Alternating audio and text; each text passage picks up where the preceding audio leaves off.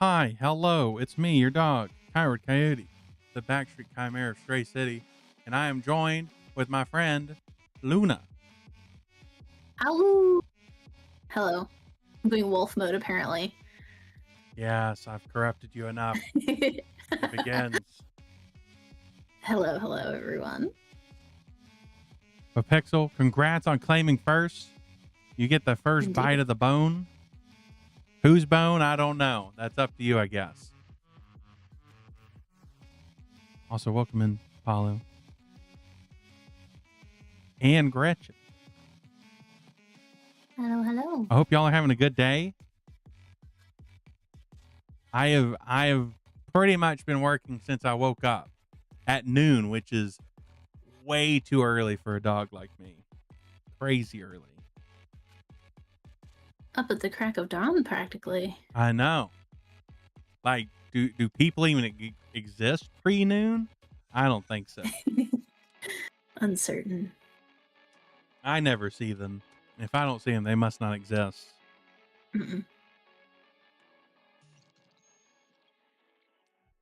But yeah, I'm excited for Citizen Sleeper 2. We got stream edged for a little bit. And we did. You know, I'm normally not one to complain about edging, but sometimes. Yeah, but when you want it so bad, it's just Hmm. tantalizing. Yeah, I'm always the one that wants it bad. Yeah, yeah. That's why I do the puppy eyes. Unstoppable. Hmm. Yeah, I'm excited that we got here. Hmm. And this isn't necessarily related to Citizen Sleeper, but last night I watched Backrooms, and finally, Mhm. and I'm still like thinking about what was going on in that movie. Ooh, I haven't seen it yet. No spoilies. Was it good? Um,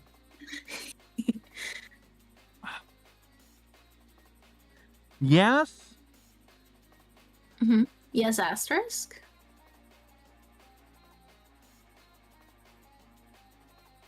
I would like to have seen more. I would like to understood more what was going on, but at the same time, that's kind of the Mm-hmm. point of the Backrooms is you don't know what's going on.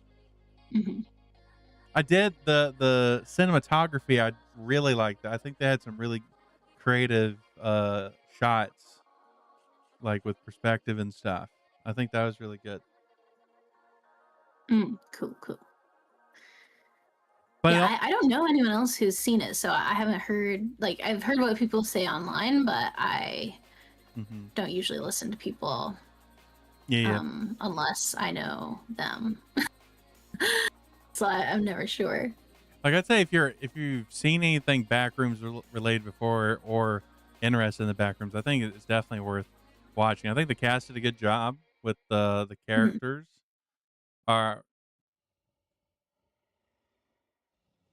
I'd say the main character. I like the acting of the main character. Some of the other stuff I think Mhm. was okay, but I think that was the director's first thing they ever did. Their first movie, and they're like I think 20 years so, old yeah. or something. So Yeah, I'd heard that they were really young. Um, but yeah, hey, if it's got some good cinematography and some good acting, like, I'll be there. I mhm. can get on board with that. But as Paula said, I'm pretty sure they're going to be doing a sequel. I'd be Nice. surprised if they're not. My current movie quest is trying to find a theater near me that's playing Camp Miasma. No way! I With literally, I literally just brought that up to Oh, watch with really? Polly today. Yeah. I want to see it so goddamn bad, but my local theaters are not playing it. They're only playing it in like the cities next to me. Uh, And I'm like, I live in Seattle. It's a big city, like, yeah. but all the theaters that are playing it are like 20 minutes away from me. I don't understand. Um, so I'm Wait, gonna hold try on. to do that this weekend, but Only 20 minutes? I know I am spoiled. This is what being in the city does. So get to the closest theater to me is nearly That's 50 like minutes. hours and hours. 50 minutes. Yeah. Gosh. Yeah, And that's not even a you're good right. theater. Like the closest good theater is an hour and a half. Yeah. You're right, and you should say it. I think it takes 20 minutes to get to the nearest gas station. Yeah, city life. We get spoiled. But yeah, I really want to see it. Yeah, do it. I'm thinking we might watch it next week. Hell yeah. But I haven't seen anything about it. I saw the cover and the name, and I was like, that's enough for me. I've been seeing my Instagram algorithm has become basically all like Gillian Anderson interviews about it. And just like screenshots, and so I've been haunted for weeks and weeks with just how cool it looks. So yeah, I'm excited. Yeah, I don't necessarily. I don't. They're not related anyway. But for me, when I saw that name, I was like, oh, I bet that's going to be like the sort of next. I saw the TV glow. I mean, it's the same director, right? Is it? Yeah, I'm almost certain. Fact check me on that, but I'm almost certain it's the same director. We can do it. Teenage sex and death. And Yeah, it is. holy shit! I didn't even that makes so much That's sense. so funny that you didn't know that. And you said it anyway. Yeah. Oh my gosh. Yeah, but that movie made me weep. TV Globe Oh, I haven't seen made me that weep. one either, but It's I really want good. to. Really good. Cool. Very weird Yeah. too. Like I felt like I was on something while I was watching it a little bit,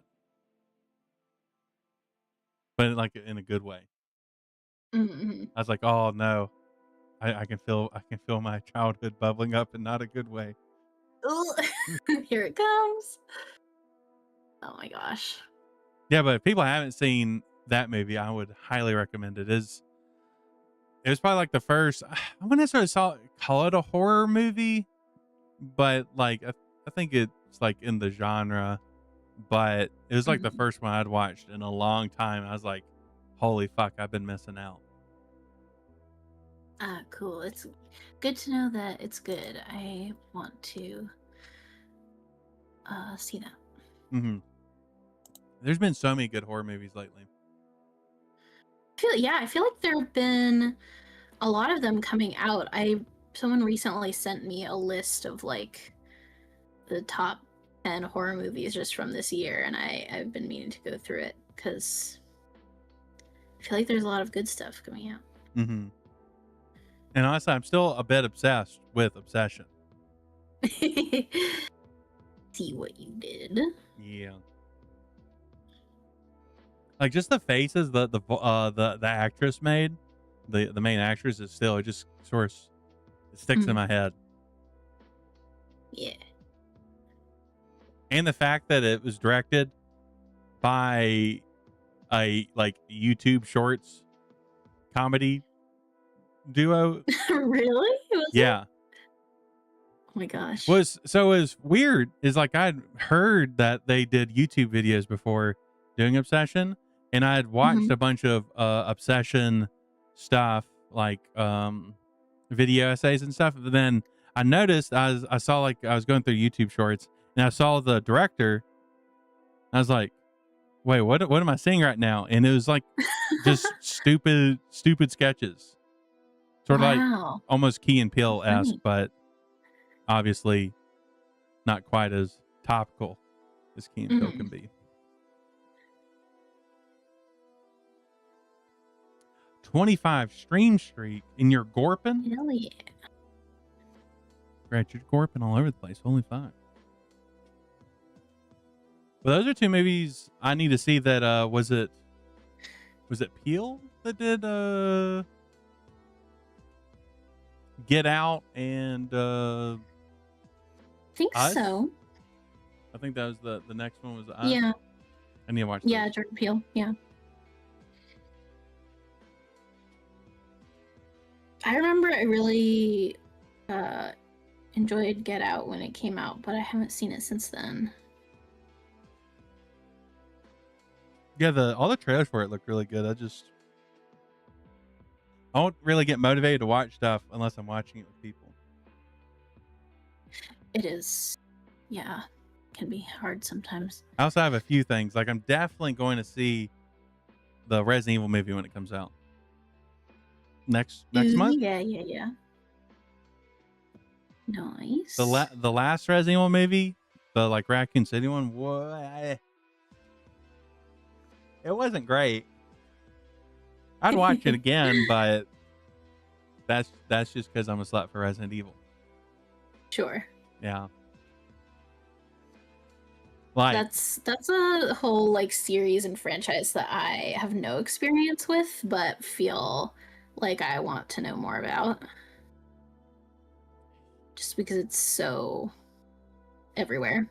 yeah, and like from like the game starting out is like a weird mix of survival horror, but also pulp action from the 80s. Like the vibe is pulp action, but the gameplay is survival horror. Mm-hmm. And then when it switched over to like Resident Evil 4 and became more like action action hero with survival horror elements, and then they went back to more survival horror with the first person ones, and the movies being very different. Something just disconnected from my computer, and I don't know what. Uh-oh. Hopefully nothing important. I mean, everything seems to still be working, but It was just your computer's appendix. Don't worry about it. yeah, I'm sure they'll be fine. You know, plus there's always stuff. So yeah.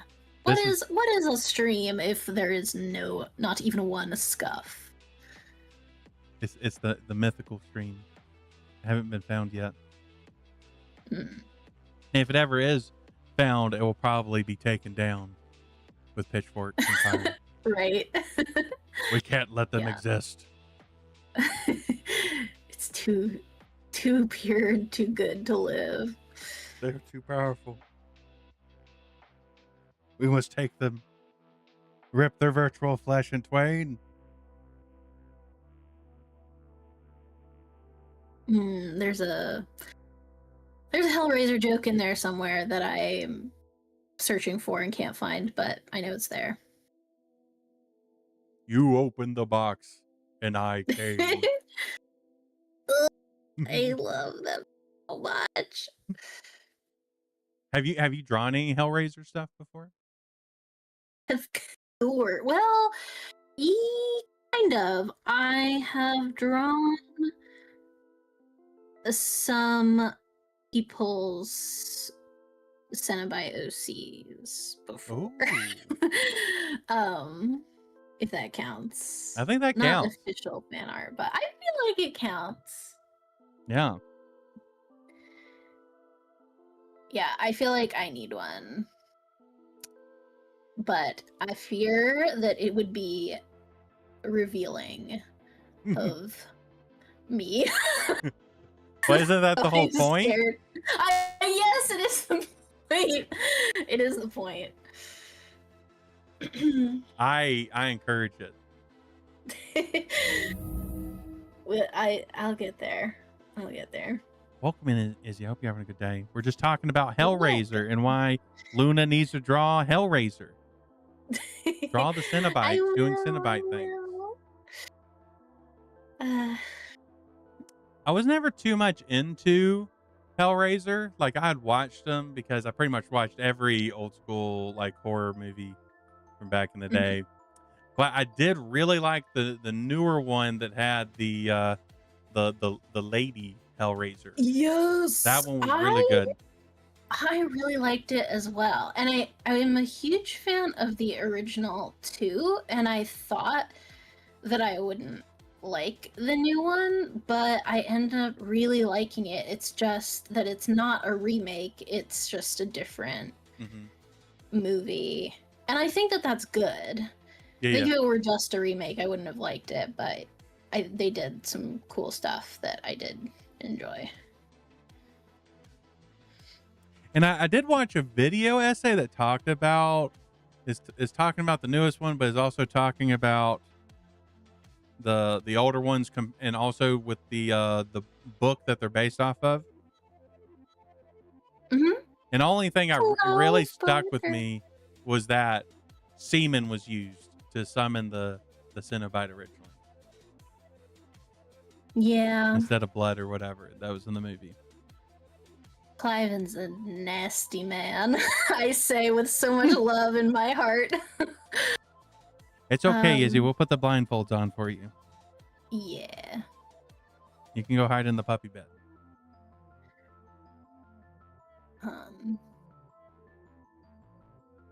This is a shameless plug for something that I am not involved in whatsoever, but it's something that I enjoy for if you like horror. There's a podcast called Progressively Horrified that they watch horror movies and then they talk about them and talk about like if I think their tagline is something like holding horror movies to standards that they never agreed to.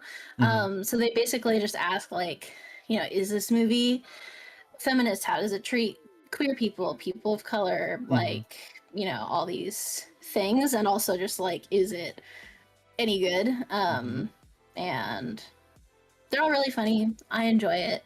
I was just thinking about the episode they did about the 2022 Hellraiser, and it was really good. It's been that long. Oh, I think so. I think 2022. oh god. Yeah, that sounds right to me. Because I watched it in 23. I think I watched it last year. Yeah, 22. Oh, oh no! Time keeps going forward. It does. Yeah, but honestly, my biggest exposure to Hellraiser was playing Dead by Daylight at the time. Oh my gosh. And then Funny. I was like, you know what? Maybe I should watch the newest one and really like that. So I might go Mhm. back and rewatch them. The the OG is always going to be my favorite, but I haven't seen any of the. I've seen the original. I've seen the 2022 one, but I haven't seen. I've seen about half of Hellraiser 2, but there was a certain scene that squeaked me out Hmm. so much that I turned it off. Hmm. And I want to go back. I think I just needed a couple of years to steel myself for that one scene. Understandable. Um,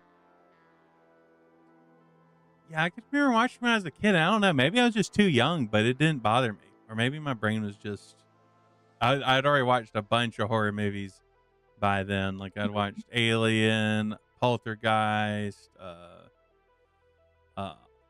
Nightmare on Elm Street, Friday the 13th, like all that stuff. Puppet Master, which I feel like a lot of people don't remember Puppet Master these days. oh, I've never heard of that. It has puppets that are like um sentient. Yeah, interesting. And there's also is it just called Phantasm? Is that the name of the series? Hmm.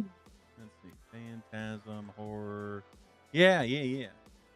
Wait, that came out in 1979? I didn't realize it was that old. Yeah, but there's the Phantasm series. I think there's like 7 movies of it. They were like Hmm. low budget even back then. They were they were weird. I think that's the best way to describe it. They were weird. Mm. Sounds interesting.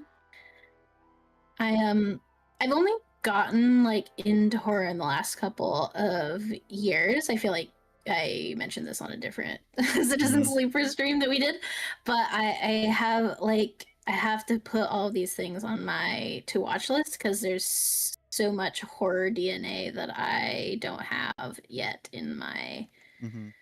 uh roster of things that I've seen. Well, I'll say the reason why Phantasm sticks with me is because, I watched all this stuff like I wasn't really babysat as a kid. The TV was the Mhm. babysitter. So I just watched all the horror movies that my family had. And I think it's the second Phantasm movie. But there's a scene where it's like a sort of post-apocalyptic type situation, but a dude's Mhm. hiding out in a church and he has this woman with him, and then the woman is giving him head, and then she goes all demony. Mhm, And I mhm. don't And know. you thought that was cool. Yeah, it really stuck with me through the years. Good. Okay. Yeah. And now, Yeah. like, I'm just like, oh, that just seems like a good time. You know, right? Excellent. Hmm. I feel like Evil Dead also had a scene like that.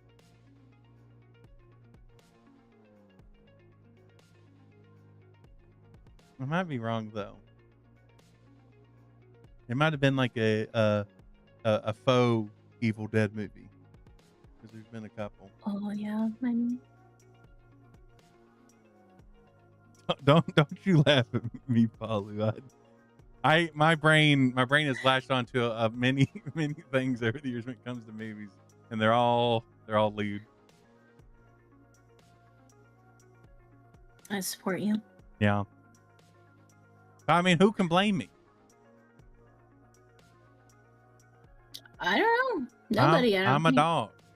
It's what dogs do. Yeah. But speaking of dogs, I think this is a good time to play this cyberpunk game that's not related to horror at all. Yeah. As an aside, let's play Citizen Sleeper 2. Yeah, maybe there's some horror there though. We don't know. There can be anything in this game. No, I feel like the concept of sleepers is sort of, it could be horrific if you look at it a certain way. I mean, there was that weird tentacle monster. There was a tentacle monster, and just because we thought that was sexy doesn't mean that it couldn't be, you know, a little horrific, maybe. Yeah, I mean, horror really is just it's a spice for sexy stuff. Exactly. This is the thesis of when we stream together. This is our modus operandi. Clearly, I need to add horror games to the list. Yes. I plan, when I return to streaming in, I don't know, a couple weeks, I'm planning to dive into my horror game backlog. So yeah. I'll have to send you my list, and if there's anything you're like, ooh, I want to see, I want to play that, maybe you can jump on with me. Yeah, I think I'm a good horror buddy because I don't get scared. Yeah, I don't know if I get scared or not, honestly. Like, I think at this point, thalassophobia is probably the only thing that will still scare me. I think I got over my big spider fear. I think. I'm not going to test it out, though. Let's get a big spider. Producers, let's get a big spider in on the set, shall we? If it's a hot spider, like a spider lady, then I'm fine. Like sexy Shelob from Shadow of War? Yeah, exactly. Oh god. That bitch was a baddie and a half. She lives rent free in my mind, always. But I mean, there's also Lolth. Lolth, exactly. There's also, is it Shieldred from Magic the Gathering? Ooh, I don't know. I think it's Shieldred.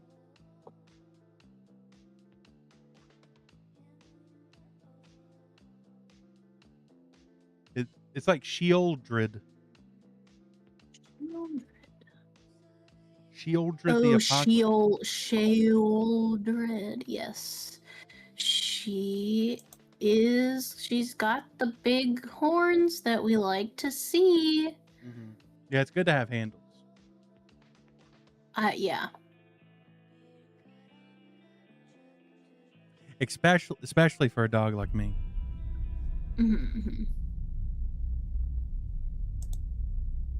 It's good to have something to bite onto. Of course. Wow, is that spider-like, or is it?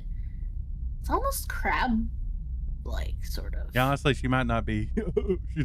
might not be a spider. Phyrexians are weird. They're actually, but it also has a mouth. Phyrexians are kind of like, they're kind of Hellraiser-y, like H.R. Geiger stuff. A lot of fleshy. Nom nom nom nom nom nom nom nom. Tasty flesh. You know, actually, she looks more like a centipede or a worm or something. Now that I'm looking at the full art, because there's like her body long.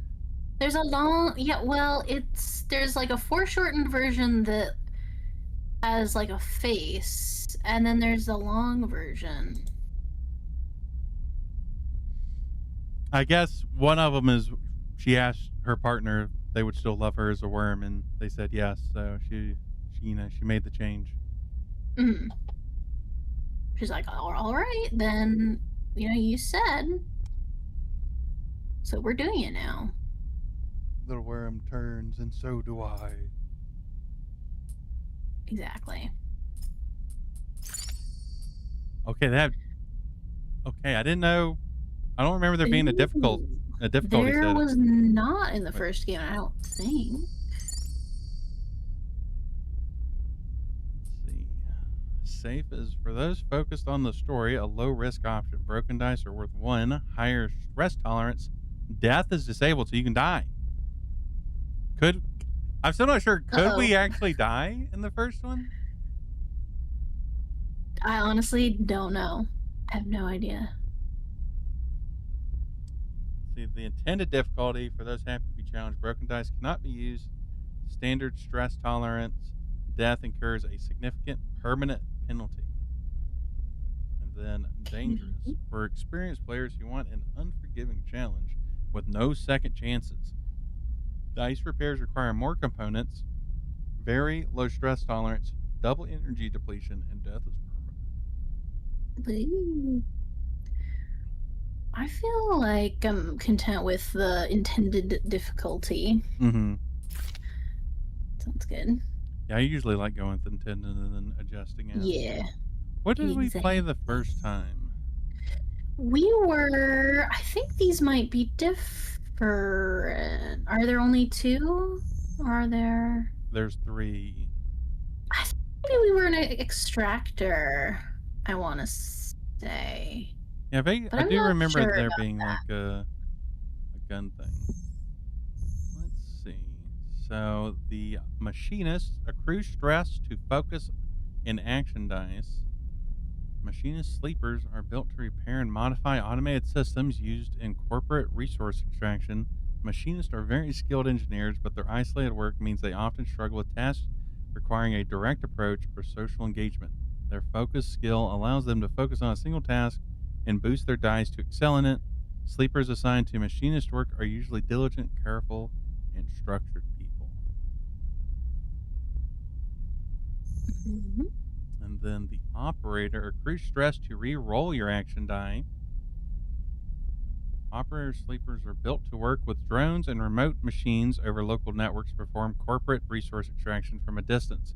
Operators have expertise in working with interfaces and computer systems, but are more physically fragile than other sleepers. Their reboot skill allows them to hack their own systems to reroll dice, a risky but potentially powerful move.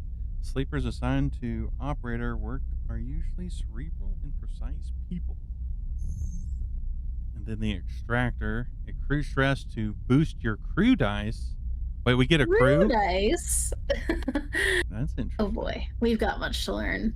Extractor sleepers are built to work at the coal face of corporate resource extraction, often in hard vacuum environments. Extractors have a high level of physical endurance, but their confidence means they struggle with tasks requiring intuition.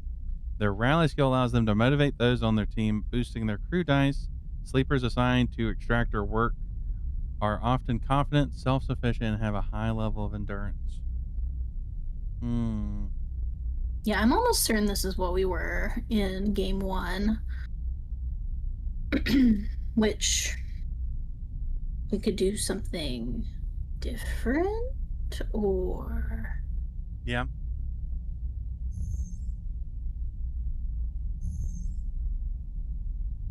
Out of the two, at least visually, I vibe with this one the most. They seem to like they're almost like they're jamming. Mm-hmm. Yeah, I do like that.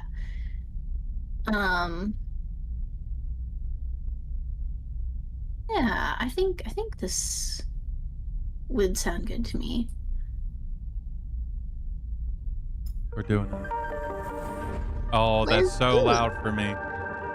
Oh wow.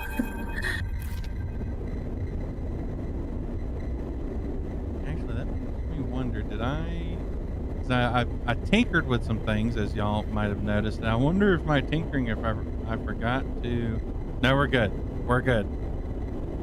Okay. I have a limiter set on the video game, so even if my ears get blown out, y'all's ears should not get blown out. I wonder... Oh, there we go.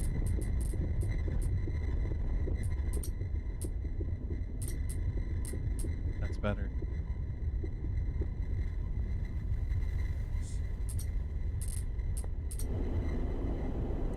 In the moment before waking, the dark space before conscious thought, you struggle to find the pieces of yourself.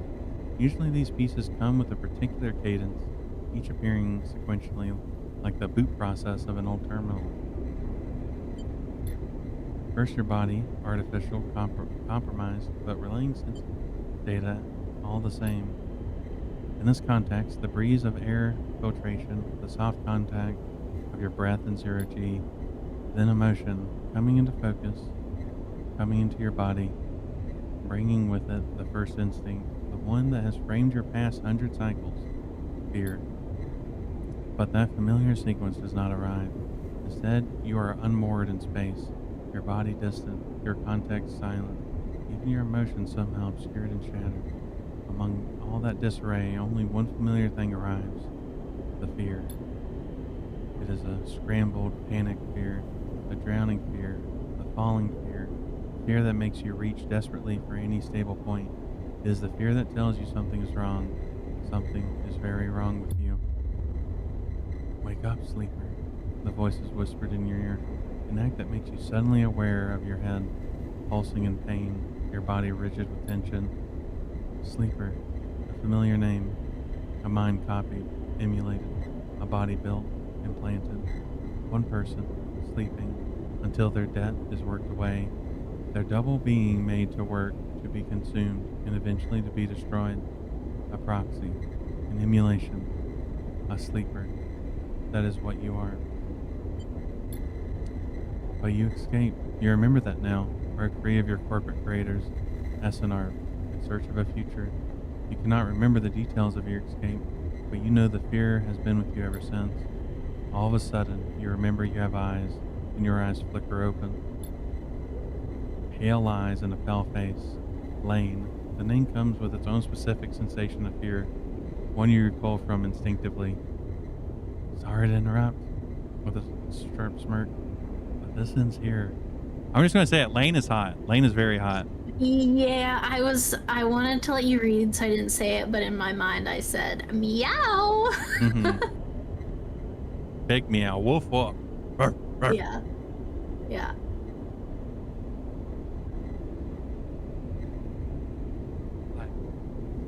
Ugh. And I need to stop looking at it. And they kind of dress like sort of a butch lesbian. Yeah, I had the same Mm-hmm. thought. Very which good style. is troubling in a oh no, I'm in danger sort of Mm-hmm. way. Yeah, those eyes too. Like they really look through you. Mhm. You search your mind for more than a name. Is this how you reward me for my generosity? Lane is leaning over your horizontal floating body, looking down into your eyes. I took you in, protected you, gave you a purpose. You try to look away to the corners of your vision to find something you understand, but your body does not respond. And I suppose that wasn't enough. He reaches into the pocket of his jacket and retrieves a small vial. This wasn't enough. The vial glitters, this object you know and have known for a long time.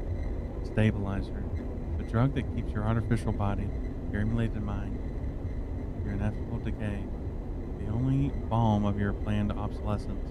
The liquid rolling in the vial fills you with disgust.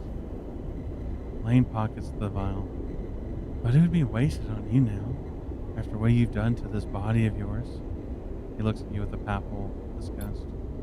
Lane's eyes scan your body, and as they do, you become aware of the wires and tubes attached to you, those that were meant to free you from your dependence, from the stabilizer and the control it grants Lane. They're free, you piece of shit. They don't need you anymore. The voice comes from somewhere behind Lane's head. It's a voice you know, but when you search your mind to try to understand why, you find only dizzying darkness. Shut up!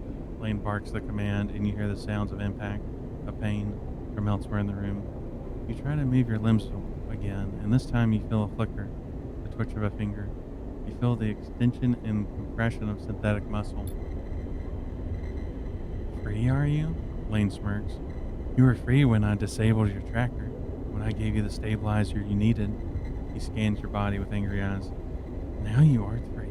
Now you're just broken. I had such big plans for you, Sleeper. I invested in you. Lane grips your arm hard and you feel a jolt of reaction. You will the arm to move. You have ruined all that. Lane speaks louder, over the sound of the struggle behind him. And I will try to preserve your body, of course. I have my own uses for it. But your emulation? You feel one of your hands searching behind your head. He finds and grips a thick cable running to the port at the base of your skull. I'll burn that out. Lane jerks forward, slamming across your body, then spinning away out of sight. You feel yourself rolling. The cable's plugged to you, looping and wrapping around your limbs. Then you feel hands steadying you, pulling cables. You glance around wildly and see someone diligently unplugging you. You meet his eyes. Hey! He waves a hand in your dazed face. We need to move. Lane won't be out long. He unloops the cable from around your wrist. Sleeper, help me out here. You blink slowly. Do you know this person? He leans over you and you feel his hands on the connector, flicking switches, releasing locks. Come on, come on, come on! He tugs the connector clear and pulls you up. You see the room you're in for the first time, filled with tech and terminals, wires waving everywhere, all lit by big windows looking out on an impossibly bright, screen-filled street beyond. In the corner you see the dark shape of a floating body surrounded by a glittering constellation of crimson baubles. Is that blood? Move! You're wrestled and shoved towards the door, which slides open in front of you, and then you are out in all that brightness, all that movement, gliding hard towards some unknown destination. You want to take over? Yeah, sure. You come to a stop in a dark alley, the one who guided you here pausing to catch his breath. He doubles over beside a massive life support unit that sends a lukewarm breeze across your skin. You stare at him, trying to recall anything about him. You notice his tattered jacket, his lightweight clothes. You remember this station runs hot. Something about the power that flows through the place. He looks up and meets your eye. What's going on, Sleeper? He wipes sweat from his forehead and it floats away in a swarm of spheres. Talk to me. Who are you? Also, I just want to say for like the two first characters you meet, we got one that's like really hot and another one that's like really cool. Yeah, it's a very strong start. The character designs in these games are always so on point. Just everyone. Yeah, honestly, like once we're finished with that, I kind of want to try out the TTRPG. Hell yeah. You see a concerned frown cross his face. Don't mess with me, Sleeper. That's not funny. He comes closer, eyeing you carefully. What station are we on? He narrows his eyes, waits for the answer. You close your eyes, trying to recall. You force your way through the dark to the image of a station. No, a city, growing on the back of a vast set of hexagonal solar cells, shadowed by them. You open your eyes. Dark side. The word leaves your mouth like an exhale, an instinct. Before you heard yourself sound it out, you didn't know it was there. He sighs. And me? Who am I? You see something like fear in his eyes. Panic, perhaps? You stare hard at his face, the slight upturn of his mouth, the intensity of his stare. Nothing comes. He closes his eyes and drops his head, putting a hand to his temple. The reboot. He's speaking quietly to himself. Lane interrupted the process and... He lifts his head and stares at you. We need to keep going. We need to leave. He turns and kicks off down the alley. Come on, the rig can't be far. I'm kind of curious. I wonder if this is like just the generic stuff that you have, and it's all kind of funneled into these three things now. Yeah, I am also curious. I wonder if we'll have to hack like we did and have like, what was it, like 12 of Oh my gosh, all the like Yatagon yeah, the Yatagon data. Oh my god. intel. Yeah. As you are led through the passages and serviceways of the station, you try to recall your life here. The texture, the temperature of Darkside feels familiar, while you struggle to pin specific memories to it. Focusing hard, you recall waking up in these passages, cycles after cycle, the rhythms of the station flowing over you along with the grounds. You recall desperation and the slow decay of your body that caused it. Then Lane, this pale eyes, offering you a glittering vial stabilizer, the promise of supplying more for your work, a deal he locked you into like a cage. There your memory fails you, but in the dark beyond that moment, the residue of panic, of fear remains. You were Lane's prisoner, Lane's plaything. You shuddered in like a cold past. Well, welcome in, Pigeon. I hope you've been having a good day. You missed the very hot man, but I'm sure he will come back soon. Wait, your guide holds up a hand, and you stop your glide using the wall. Ahead you see the tunnel opens up to a wide open bay, with a few doors leading cylindrical tunnels, the docks. They're watching the rig. He nods toward the docks, and you see one of the doors has a couple of figures flanking it, one covered in ornate tattoos, the other with bright silver implants along his cheekbones. Utsobu, Lane's guys. He looks up at you, shakes his head in frustration. All this is not coming back to you, is it? Something catches your eye, and you see he is playing with a coin, nervously turning it over and over in his fingers. He sees you looking and slips it away. Places a hand on his chest. I'm Seraphin, alright? He looks pained when he speaks. Lane? He was our captor, both of us. We did this so we could escape. Yeah, Lane is the hot evil guy. Mm-hmm. Which makes sense. Like, you know, if they're hot, it's a lot harder to make them, you know, pay for their crimes. Or at least you like wait a bit to do it, so you can do like an enemies to lovers thing. Yeah. Or you pay all of their bar tabs for them before they try to shoot you. Yeah. Which has happened to us in the first. Yeah, and it'll probably happen again. Yeah, it'll probably happen again. We can hope, right? Though I just realized there's enemies to lovers, but I feel personally more attuned to enemies to fuckers. Because sometimes you don't want to love them, you just want to like push them up against a wall and like get all hot and sweaty. Right, exactly. That's all you need sometimes.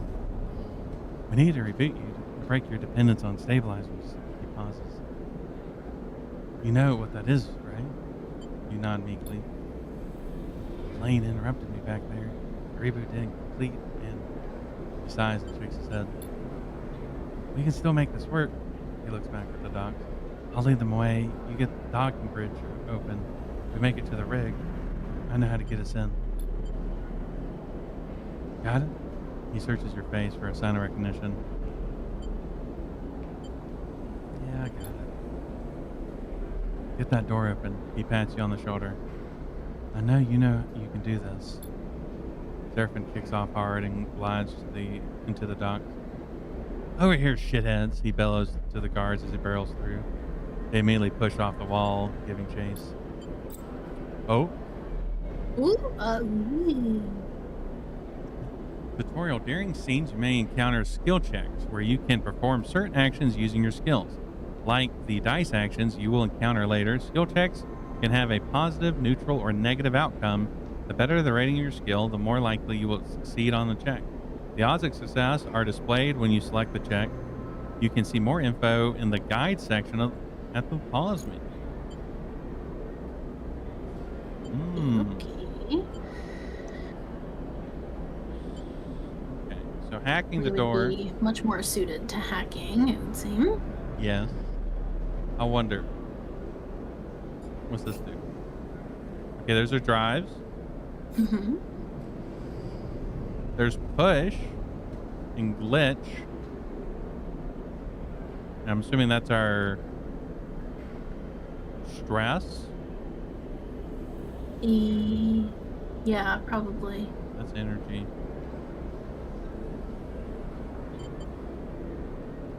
Let's see how the dice treat us. The dice were Let's not do too it. kind to y'all on Saturday. You know, it was.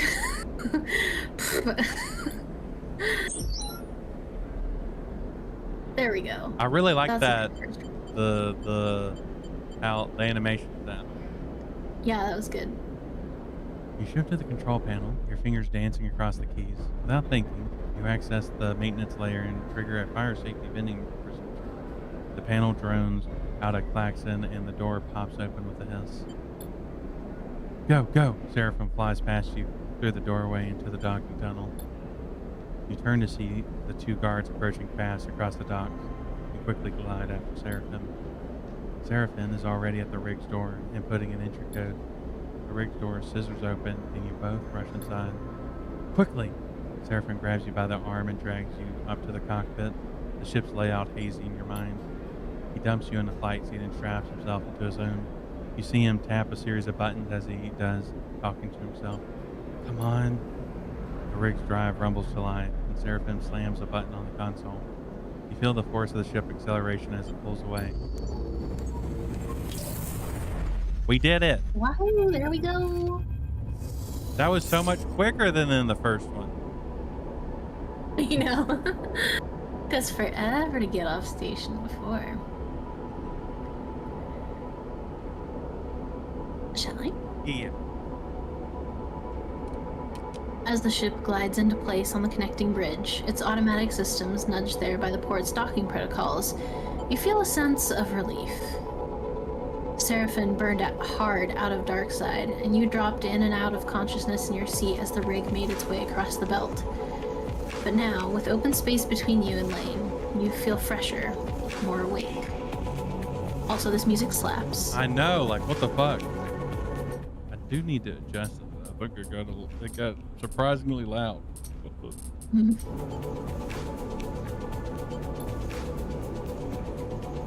Seraphim breaks the silence. We're good, sleeper. His eyes don't leave the monitor, and you realize this part of your escape is routine for him. You and he must have docked this ship countless times in your work for Lane. The problem is, you don't remember any of them. We made it, he whispers, closing his eyes and letting out a sigh. We certainly did. He turns, and you see a pained look on his face, as if remembering something difficult. Have you said this exact thing to him before, in this same situation? Are you okay? He looks at you, chewing one side of his lip, searching your face. Not really, he puffs. Seraphim reaches up, flicking through a set of switches in a practiced fashion, completing the shutdown. You watch, a little frustrated with your own uselessness. Running the rig, you realize, is just another thing you've forgotten. A clunk that runs through the walls of the ship is followed by a short, percussive alarm tone from the pilot's console. Docking complete. Seraphim kicks off from his seat, twisting as he glides past you toward the back of the cockpit. His hands find the rails on either side of the door and he pauses, facing into the corridor beyond. He turns back to you, backlit in cold cyan. We need a plan. He glances around. Lane's not gonna let us slip away quietly, he sighs. Which of these, should we do? What do you think? Well, we are like a hacker, right? Mm-hmm. And I guess that's the only context we have right now is we're a hacker. Let me see if there's a way. Can we look at our class? No. Hmm. Yeah, I guess we can't do that right now. Mhm. But we're good at hacking. And we don't remember shit. Or Yeah. maybe talking. But like, I guess that's what we did last time.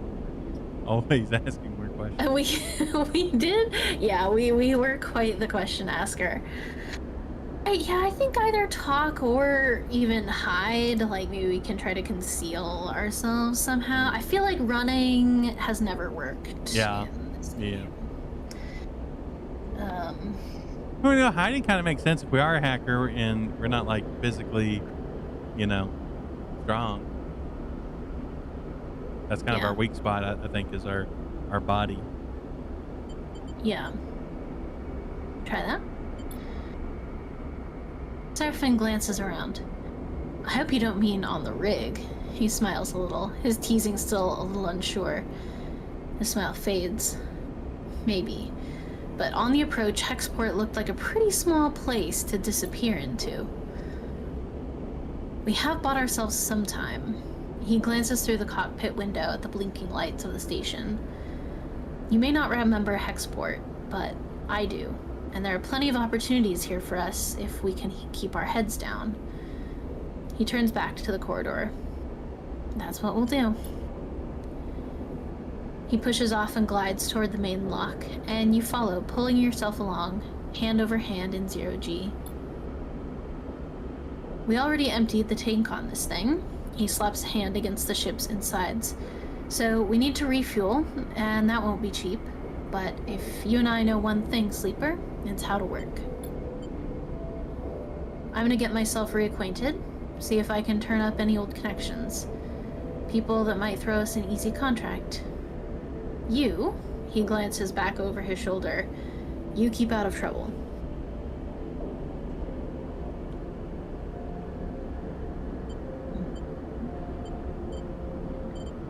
Low profile, got it. Seraphin stops at the airlock. Stopping the reboot halfway through, he pulls a worn crew jacket from a locker and starts pulling it on. We don't know what that did to you. He jams an arm into a sleeve. I don't want you passing out in... He stops. It'll take both of us.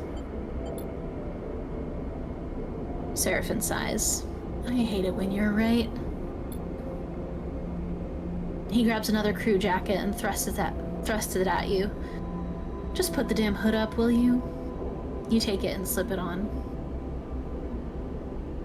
Thank you. Seraphin nods. He stabs at the button to open the lock. The inner door hisses open and Seraphin glides through. Wait for a little bit, then leave. Anyone looking for us will be looking for two people traveling together. He looks at you in your worn crew jacket, a limited disguise for what is clearly a sleeper. We meet back here later. Any trouble? Same thing. Meet here. He surveys your disguise again and shakes his head. This is a shitty idea. He gives you one last look. Maybe find yourself something to eat. Suddenly you recognize Seraphin's instinct to look after you. A flash of a relationship now lost to the reboot. Catch. Seraphin throws a handful of something towards you. You manage to grab the projectiles, and when you open your hand, you see a stack of cryochits. Those should get you some food. We'll need some more for fuel and supplies. He grimaces. That means odd jobs on the station for both of us. Seraphin kicks off and glides down the docking bridge. Don't go too far, alright? He shouts as he leaves. Take it slow. And with that, he's gone, leaving the connecting bridge and heading into Hexport's docking concourse. You wait for a moment in silence. Ooh, thinking. I want to think about all of these things. Not sure if I can only choose one. Well, look, think about this. If you think about Lane, we might see Lane again. Like, This is true. For the good people, we should yeah. think about Lane. Do you want to take over? Yeah. The airlock suddenly seems all too quiet. Lane had a way of lowering the temperature in her room. I don't know. It seems like it'd be the opposite, but you know, who might have said? But bringing all attention to focus on his target of choice. You don't remember thinking of him as a protector, a savior, but you do know you once did. All you know him as now is a pursuer, a tormentor, a nightmare. You shake the thoughts from your head and pull the jacket tight. You see what Hexport has to offer. You kick off and glide into port. Tutorial. Welcome to Citizen Sleeper 2 Starward Vector. The game runs in cycles during which you can perform actions with your dice, use cryo to buy food, fuel, supplies, and items, progress clocks towards new scenes and events. You can review the tutorials anytime in the guide section if possible. Okay. Okay. Let's see. Okay, controls still seem to be the same. Can we zoom? No zoom. Oh. Eh? I accidentally right clicked and it did that. Ooh. The rig is your ship and home in the starboard belt. While the rig is docked at the hub, there are multiple areas you can visit. Bunks, use dice to reduce stress. Galley, use supplies to regain energy. Other locations will unlock as you play. While the rig is in dock at a hub, your crew will also help to gather resources to contribute to the upkeep of your ship. You can choose which resources they should focus on in the crew task menu on the left. They have a random chance of acquiring it at the beginning of the following cycle. Okay. Ooh. This clock is a cycle clock. It will progress towards an event each cycle. Its completion will trigger.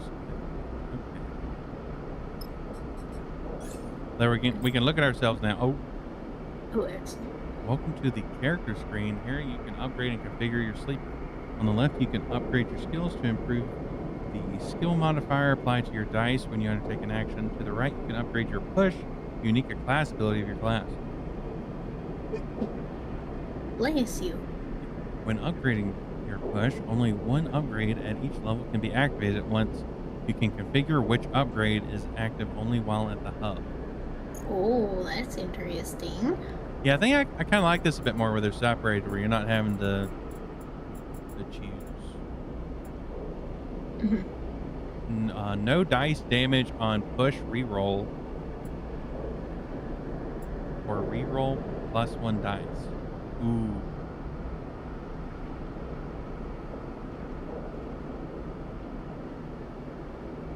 I feel like the no damage will be good until we get a more hang of this one. Yeah. Oh, we need points. Oops. Yeah. I was just assuming because it was like maybe you got to start. Yeah. I guess it's just the whatever is available next in the tree is highlighted. Which is how it is over here too. That looks like a lot of points, which makes me think that there might be like more drives to complete than in the first game. Or just a different rate of progression, I guess, but Let's see. We have 2 supplies, no fuel. Seraphin gets a bonus to getting cryo.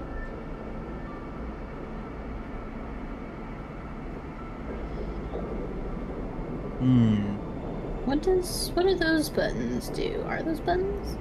No, I don't think they are. I think they're just symbols. Maybe they're like sort of like specializations. Yeah, maybe.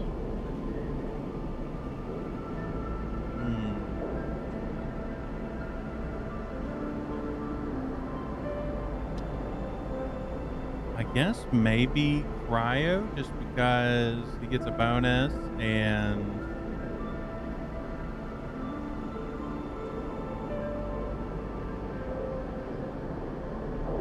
we might be able to get the fuel ourselves. Mm-hmm. Yeah, we could do that.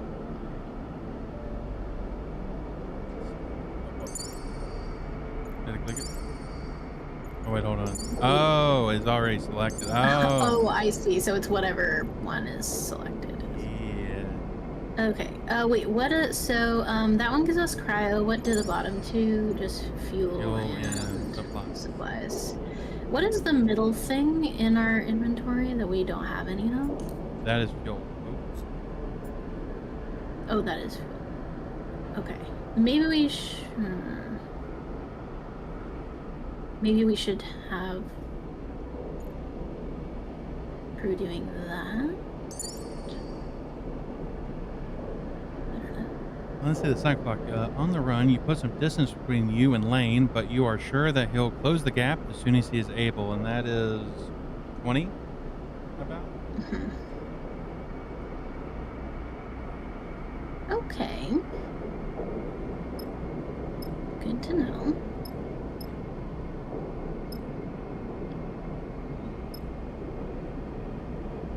There might be things happening at those locations, even if we don't want to do them. I don't know. Way station, goods exchange, and then export docks.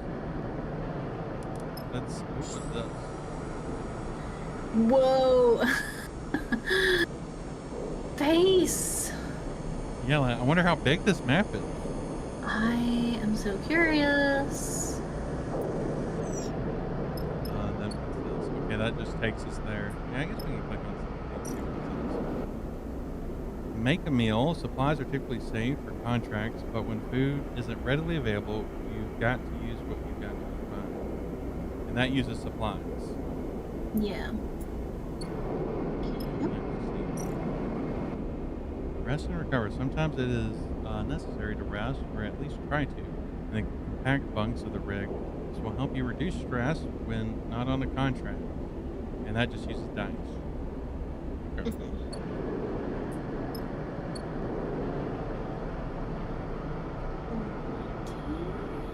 Hmm. In Citizen Sleeper 2, you perform actions by assigning action dice to them. The higher the dice you assign, the more likely you will succeed at an action. But your dice will be modified by your skill. Your skill modifier for the action is displayed on the right and will reduce or increase the value of the dice assigned to the action. Like skill checks, dice actions have 3 outcomes: positive, negative, and neutral. Each action is also rated safe, risky, or dangerous based on the outcomes it has.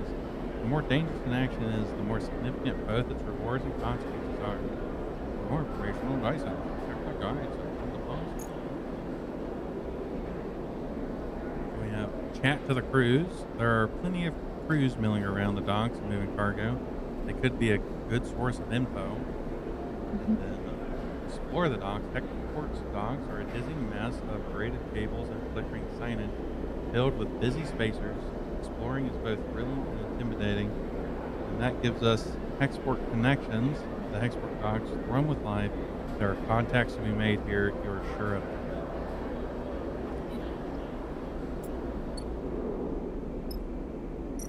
Export exchange.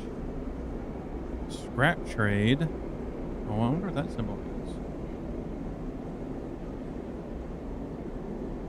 I guess that's a penalty, or Mm. I don't know. hold on, penalty and here. Oh yeah, that's the symbols. Okay.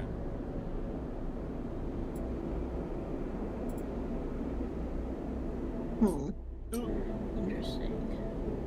Keep on hitting escape to go back to that.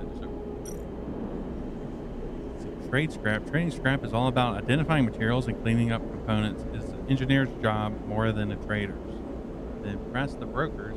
The data brokers are at the heart of the exchange. They show off their knowledge by discussing decryption. Maybe you can talk the talk. Well, we are hackers, We are, yeah. and we got these juicy sixes. We do.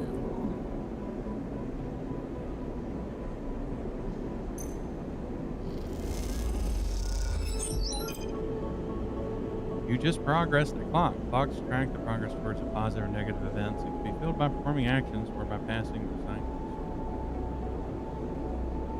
And that gave us 2. It did, yeah. I mean, hold on, we could do that.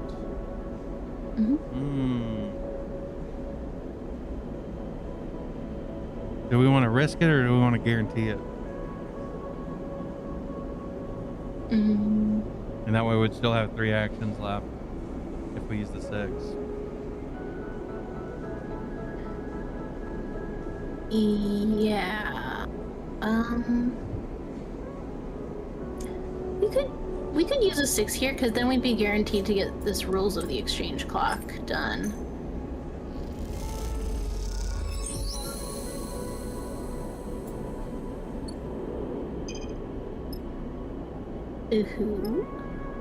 What's these? Canteen. Here you can eat in exchange for cryo. Eating gives you energy and stops you from starving. Well, not starving is good. And we did need to eat. Most trade halls have a canteen where they prepare their own dishes from the pack supplies they otherwise provide. Oh, they give us a lot of energy. That's so much energy. Holy fuck. And then what is this? The export trade hall.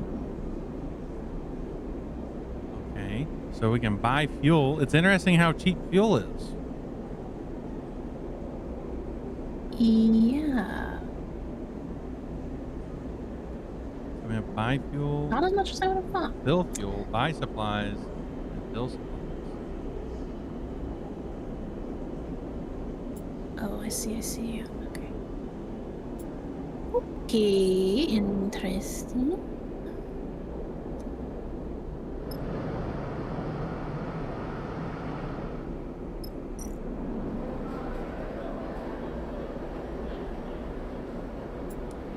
We could do some chatting. Oh. What? Flying around. Okay, so we don't get any bonuses to any of these. No, they're Yes. just straight. Doing risky's probably better. I think so, yeah, just because the other one is dangerous. Yeah.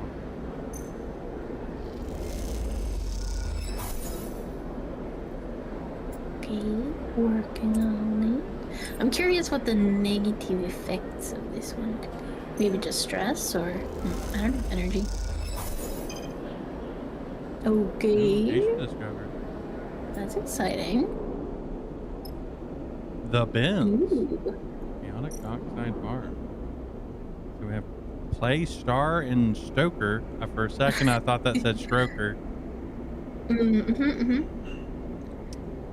The SNS is a spacer gambling game played with a custom magnetic dice. Chits are stashed in symbol marked cans, and winning is ruthlessly luck based.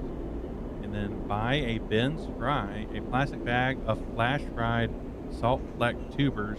The Ben's Fry brings spacers back to the scattered tables of the bar cycle after cycle. I want to have that. Not that we need it right now. Yeah.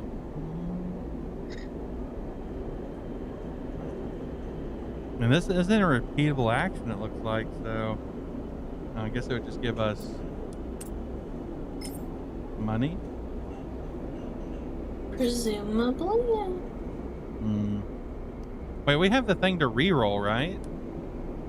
We do. I think on we skill. exchange the stress. That is But wasn't skill it? check? Didn't we have to buy that? Wait, accrue stress to reroll your Hmm. action dice. I don't think we have any stress right now, is the thing. What would give us stress? Oh, maybe. How do we How reroll how though? would we do that? Oh.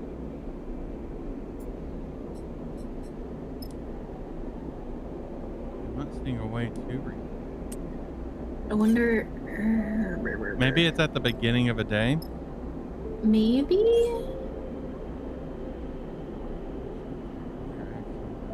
Oh, but that, Oh, it's it push. says push, but the push, is that highlighted or no? Oh, it was highlighted for a second. It was, I saw it highlight for a second. Oh, come on. I wonder if there's something we have not yet, Hmm. I'm done. guessing maybe you have to sleep. And so something that happens at the beginning of the day, Yeah. or maybe it's here. No.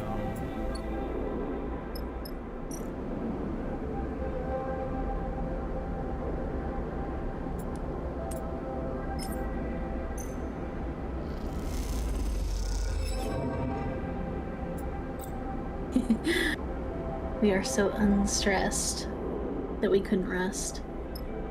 We're unstressed maxing. Exactly. Relax maxing.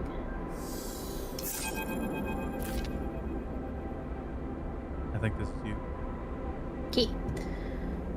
We're in trouble, sleeper. Seraphin leans into the bunks as you are getting up. Without further explanation, he disappears down the corridor towards the rear of the ship. You drift out into the passage, pulling on your clothes, and glide down the length of the rig, the cool air making you shiver. Seraphin is a silhouette, silently leading the way. He stops at the far end, diverting through a side door, shooting you a glance as he does. You find Seraphin inside, holding one of a tangle of arm-thick tubes that are waving in the zero-G engine room. You know what these are?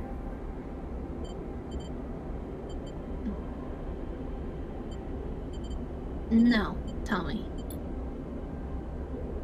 These are the engine's feed lines. He waves one in the air. And before you ask, no, they aren't supposed to be waggling loose. What happened? These must have broken loose when we pushed the ship hard on our way out of Darkside. He looks at the mess. We're lucky the reserve tank is empty, otherwise... He shakes his head. It would have been bad. But, he pushes the pipe to the side. No feed from the reserve tank means that the rig's range is limited to the local region only. He thumps the large, lumpen housing of the engine. This thing can't take us anywhere far. So, we fix it? Seraphin sighs. That's the short of it. Seraphin whacks the engine housing again, harder this time. Just not been our run of luck. He turns and starts gathering the tangled feed lines, his frustration evident in the violence of his movements. We'll need a new set of these, that's for sure. He starts forcing them into a crate. So, how about you try to track them down? I'll take a look at things here and see if I can figure out another fix for the reserve tank. He glances up from his work. From what I've heard on Hexport, Factory Row is the place to find shipfitters. Maybe you can do some recon while I sort this place out? It's on the other end of the station. Okay, I'll take a look. Seraphin keeps working. Wait. Seraphin pauses, seemingly unsure. There's something else. He drops the feed lines and they float, waving in the air like tubular seaweed. I've heard word that Lane's on the hunt. He frowns. A message went out everywhere in the local radius of Darkside. He's looking for us. And we can't leave. Exactly, Seraphin sighs, which is why we need those feed lines. I'm going to try to work something out. Maybe I can improvise a solution? I don't know. He looks down. I'm no shipfitter. But while I do, you go hunting. See what you can turn up, okay? He smiles a weak smile. Get going. You leave the engine room, the clanking sound of Seraphin's cleanup efforts echoing through the ship. Fuel feed lines. That's the next step. You take a deep breath and head out. Ooh. You've discovered a drive. Drives help you track and choose your objectives in Citizen Sleeper 2. The arrow button at the top left opens the drive menu where you can choose which drive to track. Once a drive is tracked, a yellow marker will be placed above any location that relates to that drive. Drive come in two types, major and minor. In completion, a major drive rewards 2 upgrade points and a minor rewards 1. Keep an eye on the drive menu as you progress to see what new opportunities and objectives are available and track those you want to pursue. Okay, okay. Escape the Hexport Major. Lane is hunting you, and Hexport isn't far from Darkside. Refuel, repair, and find what you need, then leave before he finds you. I'm still not seeing a way for us to re-roll this. I'm thinking that we might not have any push abilities yet, and that we need to finish this drive to get the points to unlock it. You know, actually, that does make sense. This rig engine. Oh, that's the feedlock.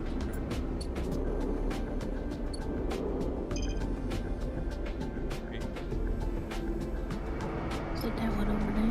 Yeah. Then we have to search the row. The factory owners of the row speak mostly in terms of supply and demand, but going door to door might help you find the ship fitter you need. All materials. Factory rows filled with workers hauling materials through in zero-G corridors. Helping out when you some fans of the factories. And that's cool. Oh, that's so loud though.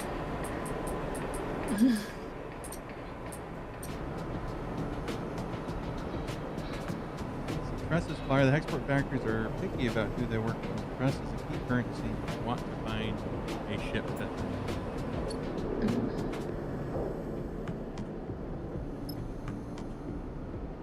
Wait, hold on. We need to pick a thing for our boy to do. Maybe get us some cryo. I feel like Yeah, so we can't go anywhere right now. To see how much he gives us. Like, if he gives us, you know, like 20, for instance, that'd be enough to get food and fuel at the same time. Yeah, I'm curious how much it will come out to. We were 2 out of 6. Mm-hmm.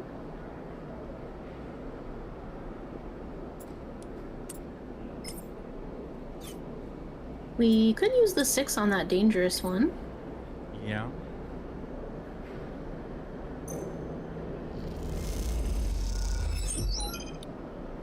Ooh, hell Let's yeah. go. Maybe we do a 3 on that. Yeah, I think that should be fun. We won't what roll bad. What could go wrong? Never gonna happen. Let's go. As you are gliding across the docking concourse, you hear a scuffle. The noise of raised voices cuts through the conversation, drifting out of the dockside shops. Glancing down an alley, you see a huddle of figures shouting back and forth. You spot one man in the middle of the group, surrounded, pushing the others back as they grab at the bag slung over his shoulder. You don't like the way this looks, but then again, Seraphim told you to keep your head down. Oh.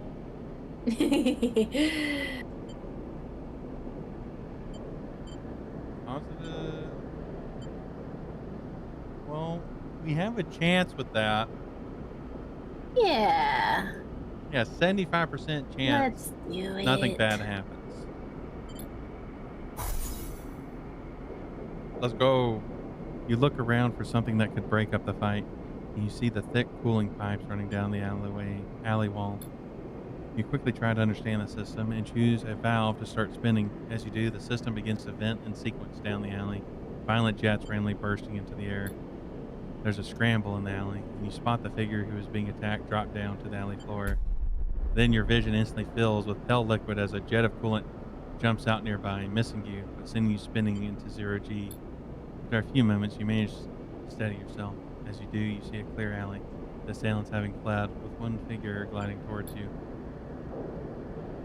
I suppose you think that was clever. The man gives you a severe look. You like to break up fights you didn't start? He laughs. Hell's gonna eat you up. He shifts the large bags on his shoulder, weightless but unwielding zero-G. I was helping. The man laughs. Well, he shakes his head. Thanks, I guess. He kicks off and drifts past you. You watch the man go, and then, after a moment, he stops and turns back. He rubs his forehead, looking down as he does. What's your deal, anyway? He sighs. Maybe you're new here, but Export is no place for do-gooders.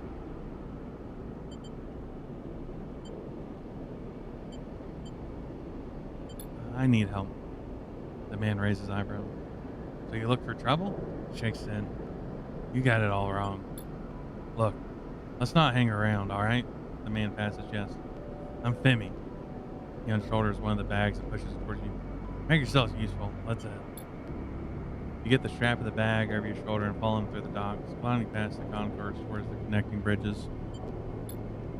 He cuts down a side passage, looking back to check if you're following. Then he stops at a docking bridge connecting to a dull green ship with yellow markings. You look out the viewing window at the odd catamaran-like shape, seemingly built from two separate hulls welded together. Symbol crash, he says, and you assume that's the ship's name. Timmy, you bring in strays? The young woman, brightly dressed and stretching as she glides, drifts into the passage. She glances at you. No offense. I love her fucking cool. Pants. Those pants are yes, so sick. She's so cool. I love her design. I want those pants though. Right. They are. Those are the exact kind of pants I wish that I was wearing. Honestly, you could probably make them. You just need like some almost like ski pants, but then have some weird like sleeve that attaches to a belt. You'd be good. Hell yeah. Oh no, Izzy, do you have the E-piece? That's understandable. I also have the E-piece. Nia, Femi shakes his head. This one, he squeezes your shoulder. Help me fend off some export scum while you're busy sunning yourself. Nia raises an eyebrow. I'm sure you could handle them, big brother. Her glib response hides the flash of concern that passes across her face. You can't tell if Femi noticed. Nia turns to you. Thanks. She smiles sweetly. And I'm sorry for my brother. She shoots him a glance. Just in general. Yeah. Femi murmurs. Enough now.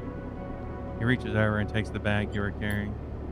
Nia rolls her eyes at you. Stays silent. Factory Row wouldn't take these. Femi halves the bag. I'm gonna load them and back up. Maybe we'll find a use for them. He turns back to you. Thanks for the assist, Sleeper. He nods firmly. Not what I expected. He slaps the button for the bridge door and kicks off along the docking bridge on his way to the symbol crash. Neil looks at you with raised eyebrows. I hope my brother was joking. Or did you really help him? I tried. Thank you. He looks back at the ship. My brother needs help more than he admits. What do you mean? He tenses. I don't know if... She smiles a tight smile. I shouldn't have said anything. She pauses, thinking. I want to ask you something. She takes a deep breath and gives you a direct look. What is she building up to? Are you looking for crew? She looks away.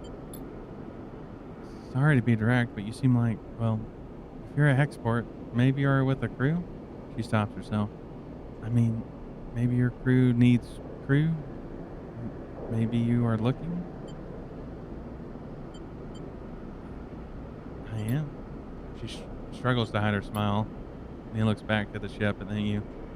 Look, I'll be honest. Being on a crew with my brother is nice, but he's suffocating me. She frowns at her own bluntness. I'm not a kid anymore, you know? But he still sees me like one. She shrugs. I want to show him I can handle myself. I need experience. I need to run some contracts. She gives you a determined look. What do you say?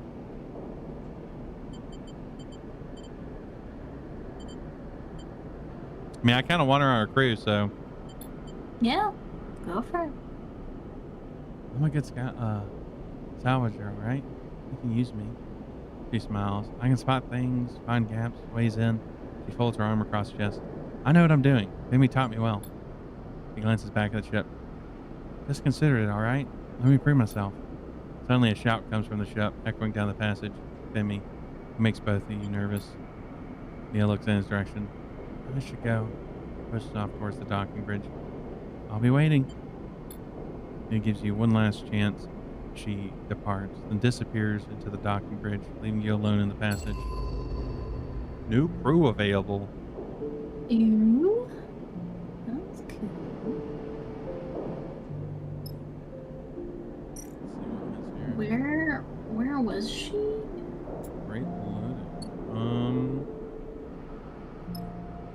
I mean, I guess it would have to be here, maybe? Something, rig engine, regaling, no? What happens if you click on engine?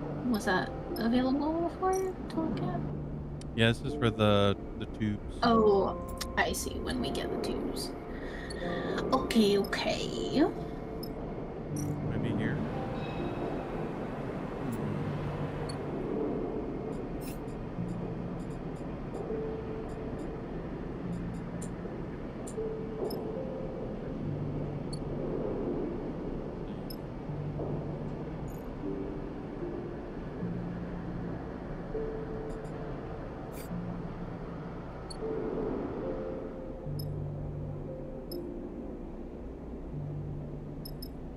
Wait, what's this? What's that button? Oops. Ah! I keep clicking the wrong stuff. Oh no. Maybe this is for like there's levels?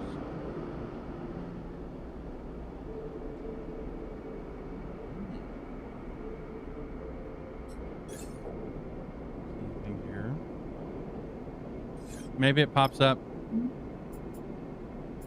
after the cycle. Yeah, maybe.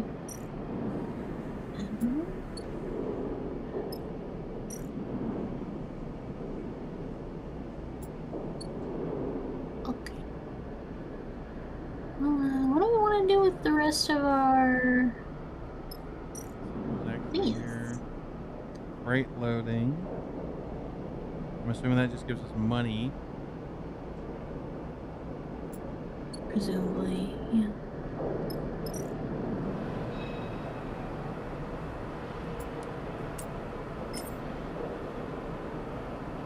This is 75%. We won't roll that. No. Oh. Nice.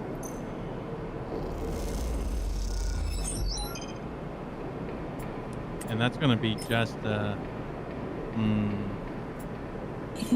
Consider on a negative, maybe we would get some stress to see if that's what we need to be able to reroll.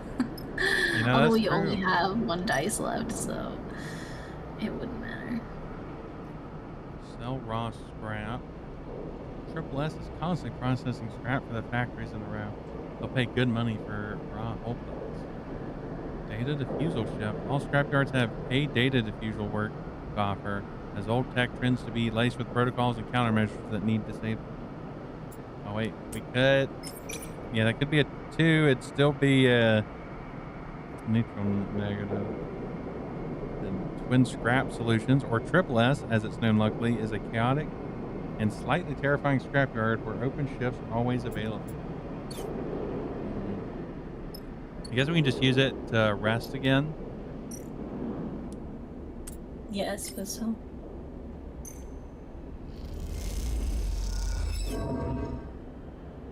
No. Insight.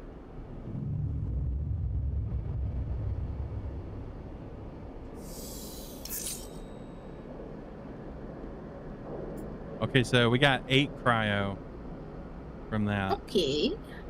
Not too bad.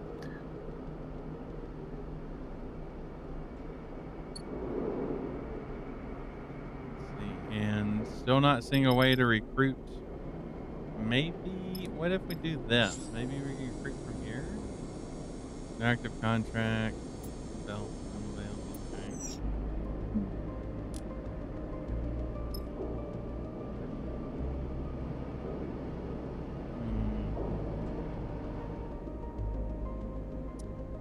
Yeah, I'm not seeing a way to recruit. Yeah, I haven't seen anything either.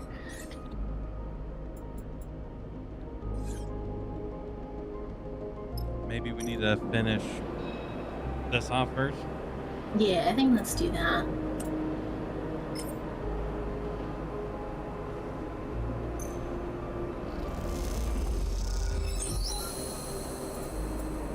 Oh yeah. I think this would be. Factory Row howls as you glide through its cramped passages. Whatever its many bays and rooms once were, they now serve as containers for industry of every kind. Whirring manufactories precisely engineer components with rapidly shifting arms, while scrappers hammer incessantly at bent ship plates. Everywhere you look, there's energy and activity, and for good reason. Hexport itself is built on the derelict fragments of a solar reflector, and even the small amount of energy generated by its remaining mirrors is enough to power a city of machines.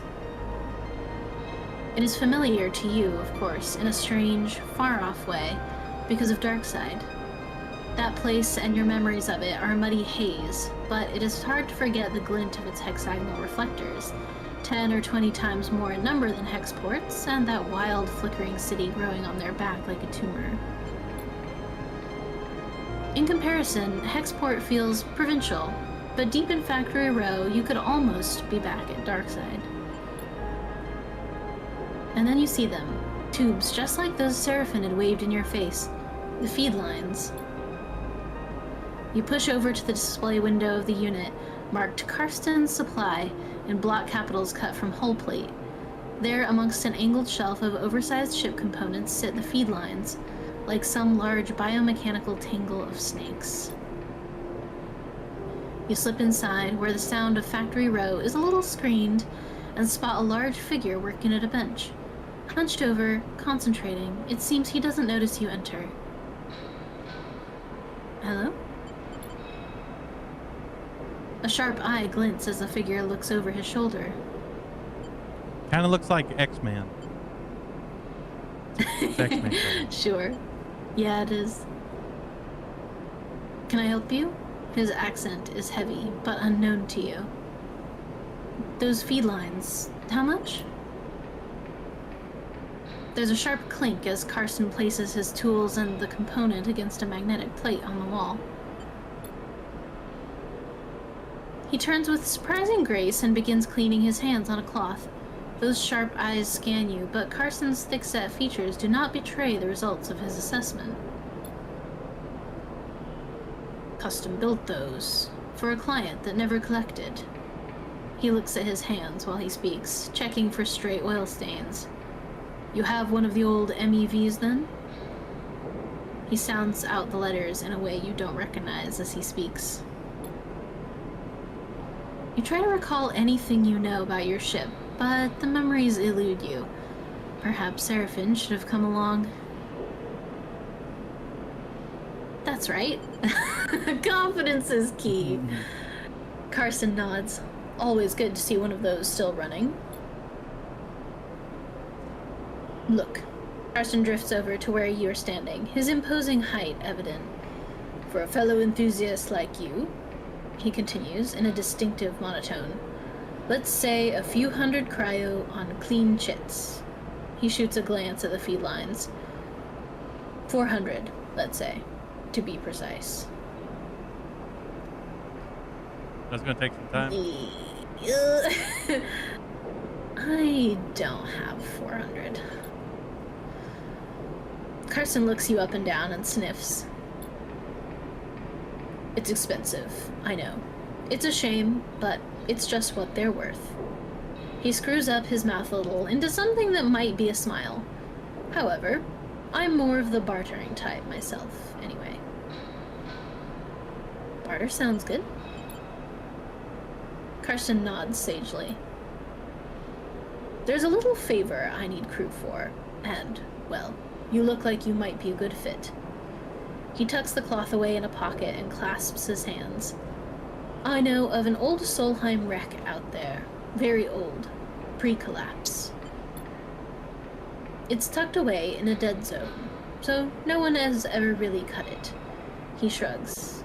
Not only that, but Solheim derelicts have a habit of triggering nasty security protocols when approached by an unfamiliar ship. So it's been left well alone. But a salvager like you, with an old Solheim rig, I bet it wouldn't even flinch if it saw you coming. He smiles. I have a special interest. A need for that old tech. All those Solheim ships had a data core, and while I don't care about the accounting reports or material ledgers or whatever they kept on the damn thing, I do care about the hardware. So, if I was to find you back here, with that data core in your cargo hold, clean cut and complete, well then, I could see my way to doing a straight barter for those felines. Karsten pauses, sniffs at the air again. You just need the coordinates. Simple as that? Simple as that, he repeats, in his monotone way. So, you interested? He glances back at his workbench. Because I'm a busy man. I'll do it. Alright then. He holds out a heavy hand for you to shake, and as you automatically reach out, he grabs your forearm instead. Karsten pulls you closer, squeezing your arm. Let's keep this one between us, alright? He half smiles, his face huge and close. It's our deal. Before you can respond, he thumbs a little drive into your palm. Those coordinates. And then he lets go of your arm with what you swear is a wink. You take a moment to gather yourself, and by the time you do, a whirring fills the air, Karsten having returned to his workbench. You turn and glide out of Karsten's supply with a growing mix of anxiety and excitement in the pit of your stomach, and the cacophony of Factory Row in your ears. A contract. Seraphin might even be impressed. You look at the drive in your palm and smile. This could be a route out. You think of leaving this place behind, in possession of an improved ship, too. Suddenly a small but firm hand falls on your back, an equally small voice coming with it. Hey, wait up! You turn in the passage to see a young woman, her hair waving from the rapid glide she clearly just came out of to catch you. She steadies herself using your shoulder. Sorry. She smiles a quick and flat smile.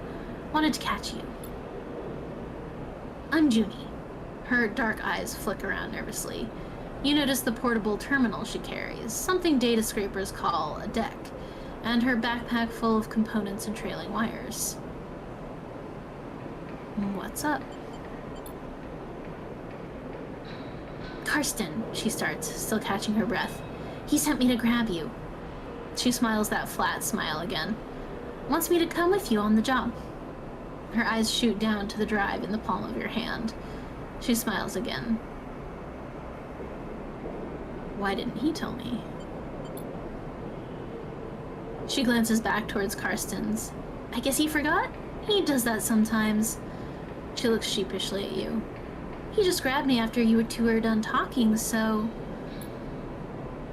Karsten's always sending me on things like this. I guess he wants me to help you out. Keep an eye on things. She pauses. I can be pretty helpful. So, she looks around the passage. Should I meet you at your ship? And you can tell me when you're ready to go? Ooh, should we let her come? Honestly, I like her vibe. Like, her deck has like the little cat sticker on it. Really cute. Yeah, I don't fully believe that Karsten sent her, but I'm happy to let her come along just because. Why not? Okay, great. Her eyes light up. She notices she still has her hand on your shoulder and takes it off. Junie pushes off and waves. Looking forward to working with you, she calls back as an afterthought. What about the ship? Oh, find it, she calls back and disappears down the passage. You watch her go, glad of the contract, but nervous too. Will Karsten keep up his side of the bargain if you deliver? And for that matter, how am I gonna get there without a fuel line? Yeah, I was thinking about that. I had that in the back of my mind, but no one ever said anything, so I ignored it. You know, maybe like our ship can like go in like a solar system like range, but not. Right. That's what Maybe I was not. thinking, yeah. I Go. don't know. I'm sure Seraphin will tell me if we Yeah. can't actually do that. Yeah, his eyes. You They want to look take over? judging. Yeah. I don't know about this, Sleeper. Seraphim looks nervously out the rig's windows as you finish explaining Carson's deal, as well as Junie's offers to help. What about the other girl that offered? We're just not bringing her. Where is she? If this job was easy, Carson would have done it himself already. That means there's a catch. He frowns at the stars. And there's definitely something going on with this Junie girl. Shakes his head. What choice do we have? What if? Seraphim narrows his eyes. We could get the cryo together to buy the feed lines.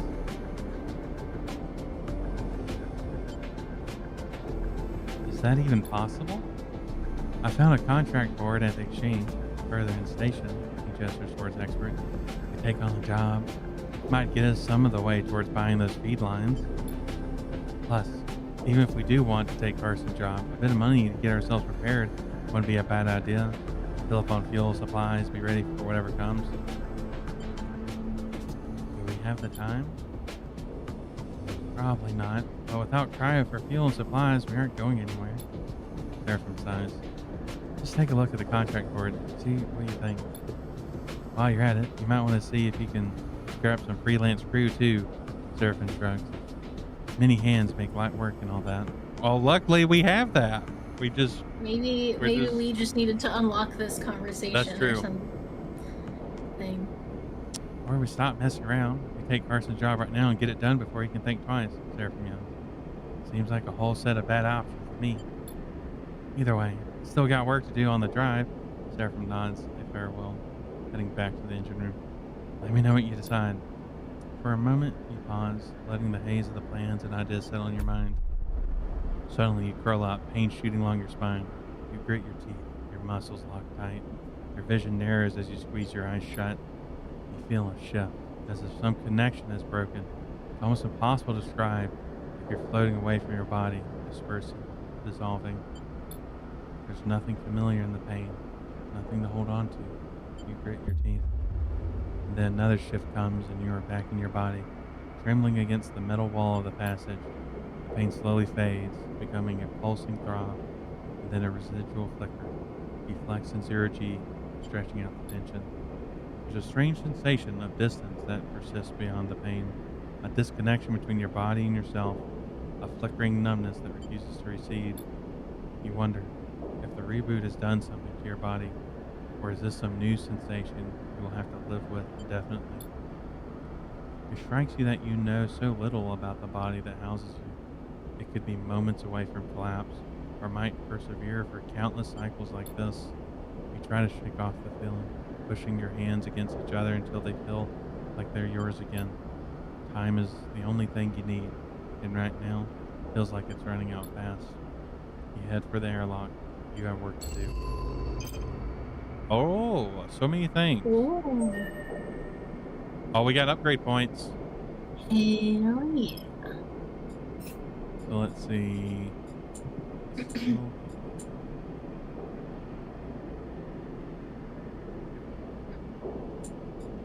Okay.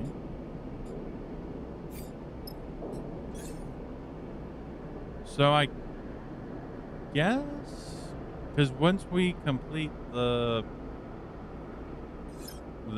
main drive, this major drive, escape the Hexport, we'll get the 2 for one of these. Yeah. Yeah.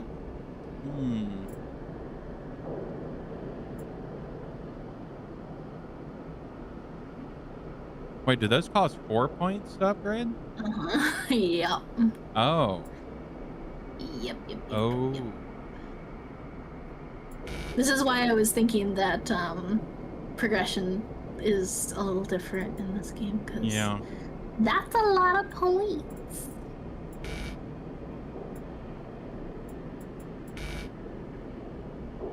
I like that buzzing sound. Yes. We still can't push. Nay. Yeah.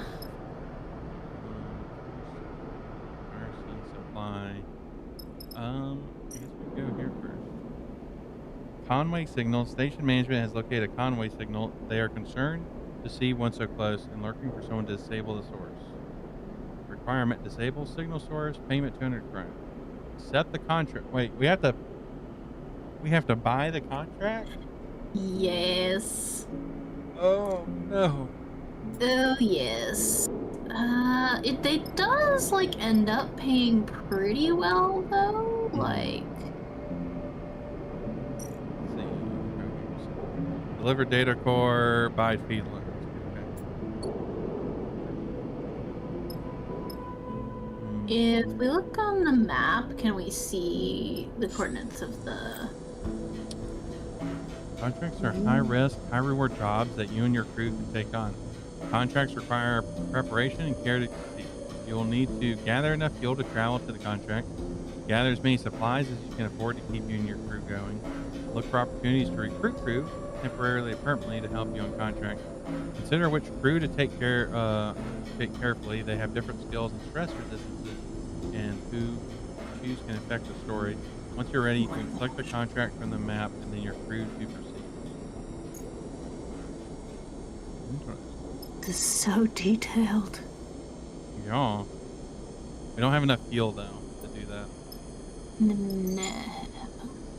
But so it does seem like our ship can fly. It's just not to do big fly. Yeah. Okay. Well, I guess we could work to make some money, then that we can afford food and also the contract. Yeah.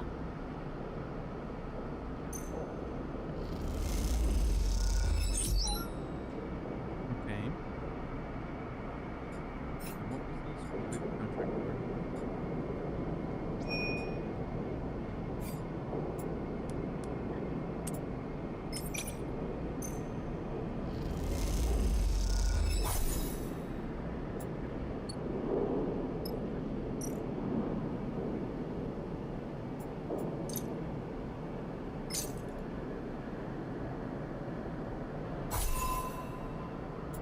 New contract on map.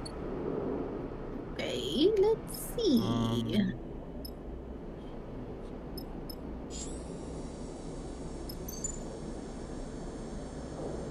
So we'd need more food. Mm-hmm. Station management has located the Conway signal. They are concerned to see one so close.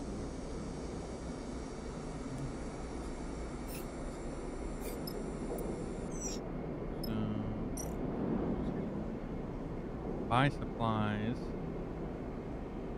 Mm-hmm.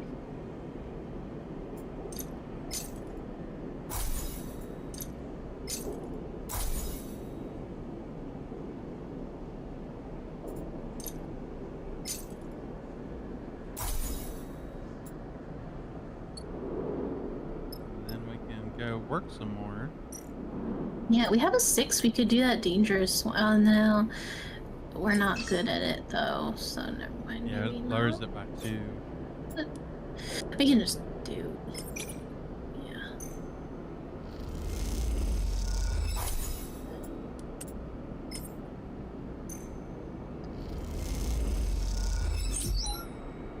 Okay. So we have enough for food. And I guess we can do this without... Confirm factor. I'm kind of... So we do this and then we get to pick our crew. I'm hoping.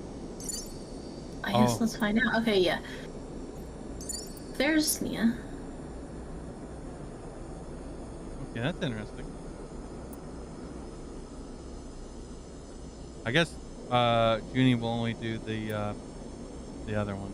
Yeah, it makes sense, I guess.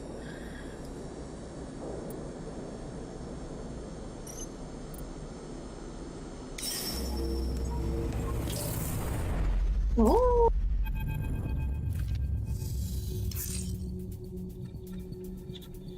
I think that's you.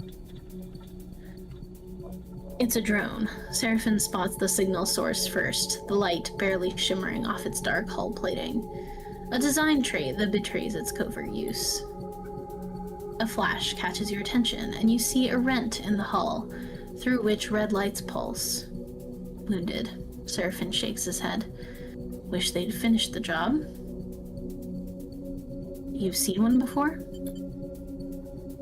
Seraphim looks back over his shoulder towards you. We've seen one before, don't you? He sighs. Sorry. I know it isn't your fault. He looks at the drone. Lane had us work on one in a dark side bay, though it was barely a shell, disarmed and deactivated. He had us searching through its guts for salvage. Even that one gave me the creeps, and it had its core ripped out. He pushes the ship closer. This one is still alive. Conway. Nia kisses her teeth. Corporate scum. You glance over at her and see the fire in her bright eyes. They don't even dare to come here and force us out themselves. It's all proxies and drones. She shakes her head. Typical core-bred cowards. Run into them before? She glances at you. You might say that. She looks out at the drone. You won't see me taking my eyes off that thing for a second. Seraphim carefully guides the ship closer. You watch the drone. The system is full of these things now, running missions for their operators. Rare to see one out in the belt, though. Maybe got hit during a run-in with Senate stat mercs. It looks like it's drifting. Most of the system's blown out. But look, there. He jabs a finger toward a red light on the far side of the drone. It's still broadcasting, and maybe even receiving.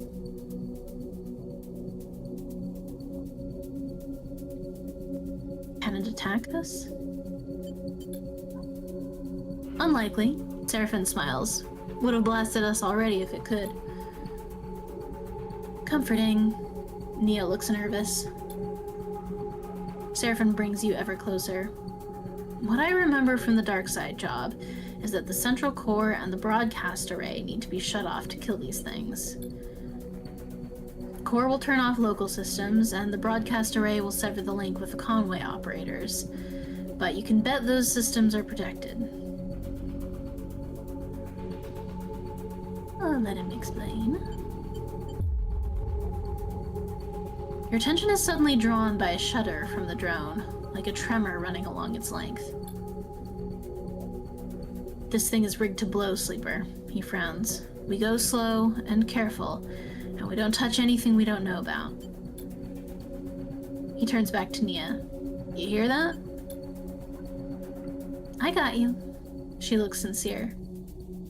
Seraphim brings the rig to a stop, close enough for you to cross through open space to reach the drone's hull. Let's suit up. You head down to the airlock to prepare. As you get suited up, you think of the corporate war taking place in the inner system. The war that this drone was driven from. Out here, on the shore of the conflict, the biggest danger is that this Flotsam jetsam drifting in with the tides and orbits of the system might, one cycle, bring the war with it. For now, the belt is outside of its reach, but looking out at the red pulsing drone, that doesn't give you much comfort. Welcome to your first contract. While on a contract, you will be able to assign 2 dice for each crew member as you would assign your own dice. Pay attention to the crew's skills to use them effectively. On certain outcomes, crew will take crew stress when their stress is full. You will no longer be able to use them to perform actions. While on a contract, your energy bar will automatically be supplied for each cycle that you have available supplies. When your supplies are depleted, both you and your crew will take 1 stress per cycle. Contracts also have their own contract stress. When this bar is filled, the contract will fail. Good luck. Holy fuck. Boo, did I internalize any of that? I'm not sure, but we will see. Wait. Seraphim, why have you done this?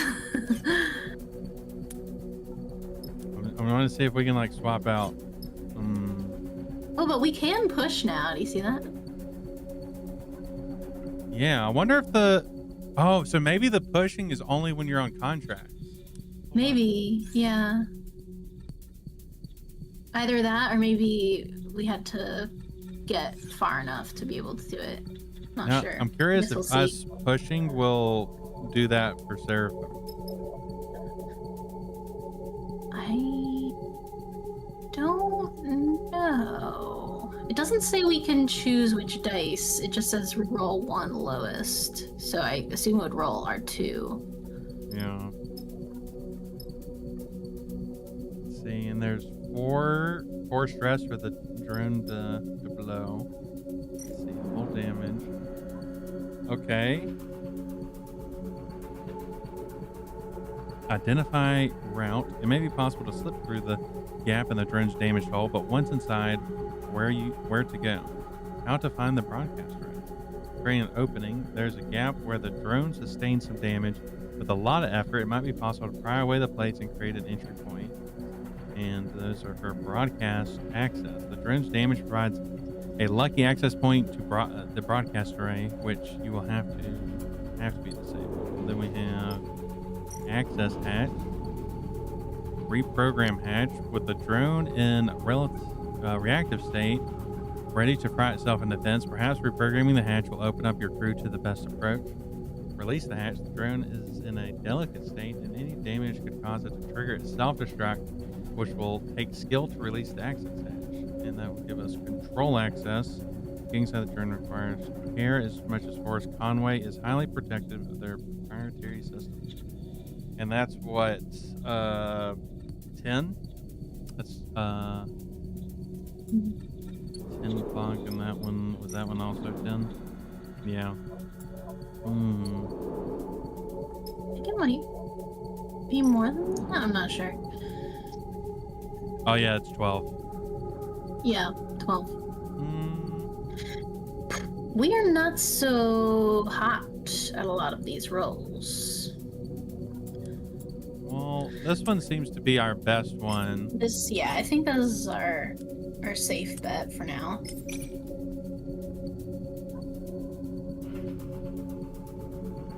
And these aren't redoable. I wonder. Oh, that's really cool. I like that. I was just wanting to see. I just want to see. Yeah. Yeah, no, that is cool.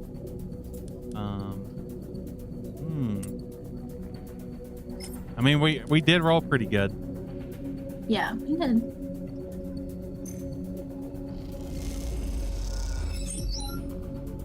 Action complete.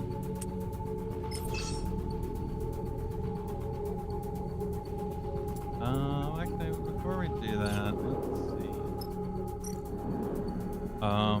see. Endure. Okay, so it's nice that you're good at that, Seraphim. If only you didn't roll so bad.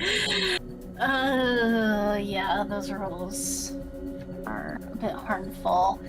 Mia might be able to help us on identifying the route, though, with maybe a 4+1. Might turn out alright. There's no negative outcome anyway.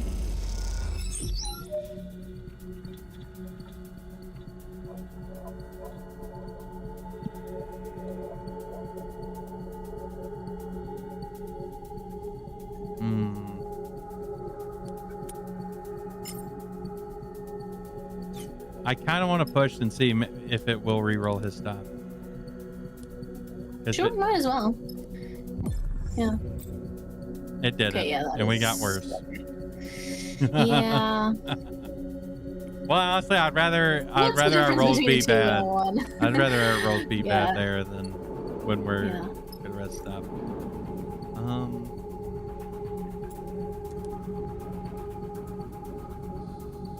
wait. That brought us to a 4 when we did that one. Let's see what it brings us to. Also a 4. Oh.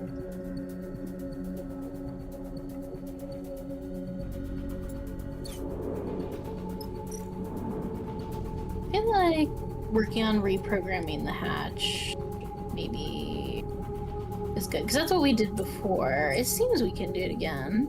Oh yeah, you're right. It doesn't so far look like a lot of these are non-repeatable.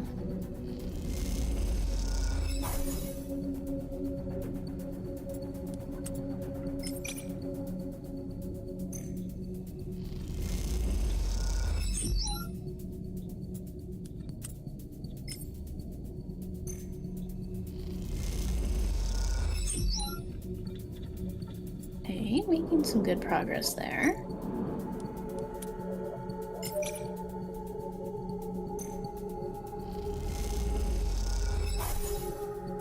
Okay, stress isn't bad. Okay. I'd rather any of us get stressed than the drone getting stressed. Yeah, yeah. The real question I is, don't do know what to do we? with seraphims? I think maybe Seraphim just sits in the Just, the ship crew just today. you sit there and think about stuff. Oh wait, hold Oh yeah, on. can we do? Ooh. What can we do here?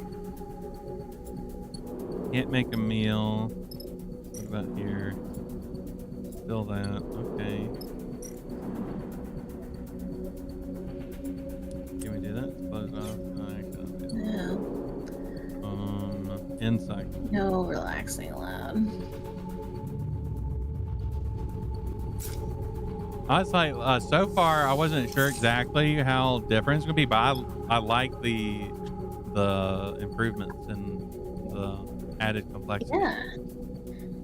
Yeah, I think it's like kind of a nice level of added complexity, because it does retain a lot of the things that you're familiar with, but just like building on them a little bit.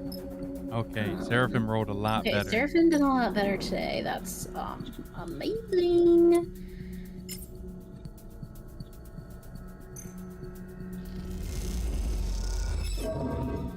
Oh! No, no, no. Don't do that.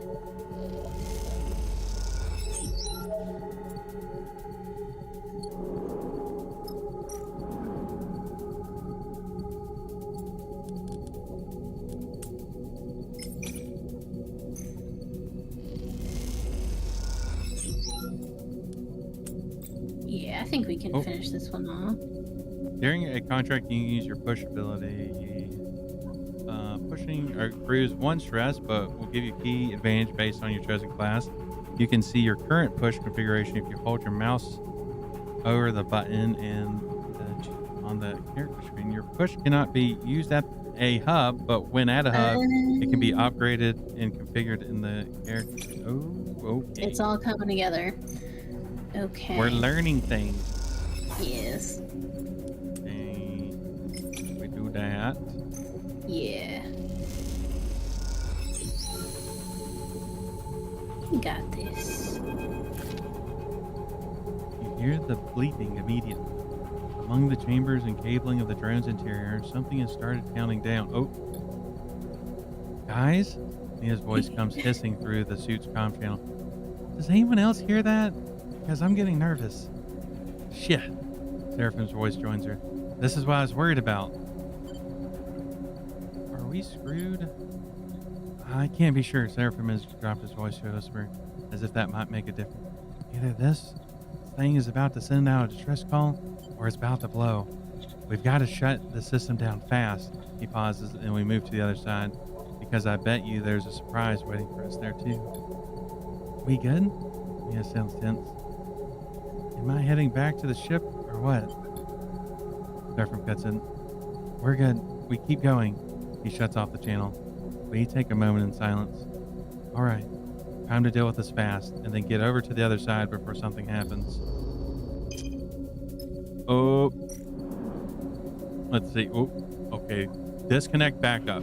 In the core, you see the drone running on backup power. Disconnect that carefully, and you'll be one step closer to full shutdown.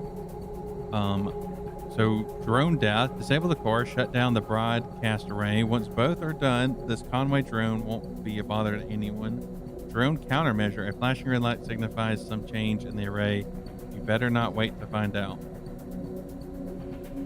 Well, we are good Okay, at so this. we're on a time crunch, but I think we can do it. Then I say we push. Oh! Oh, come on.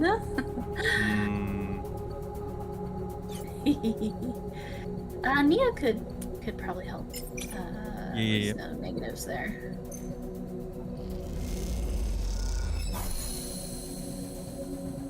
Okay. Okay. So that just So leaves we just have to deal with this. this, which. Yeah. I mean, I think it's worth it because if it fails, it'll just give stress. Yeah, might as well try.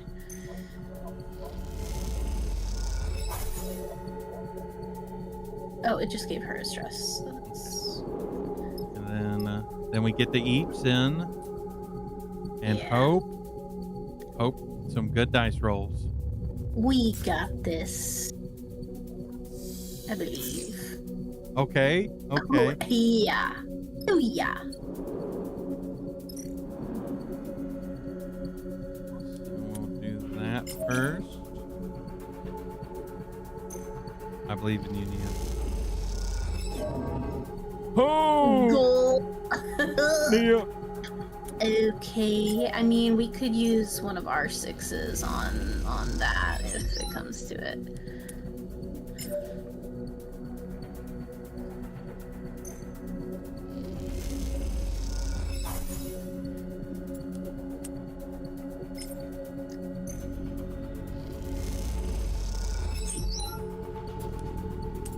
Okay, great.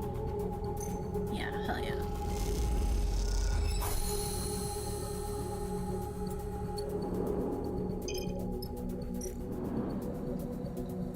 Okay. Oh yeah, this is our thing. And then we do that.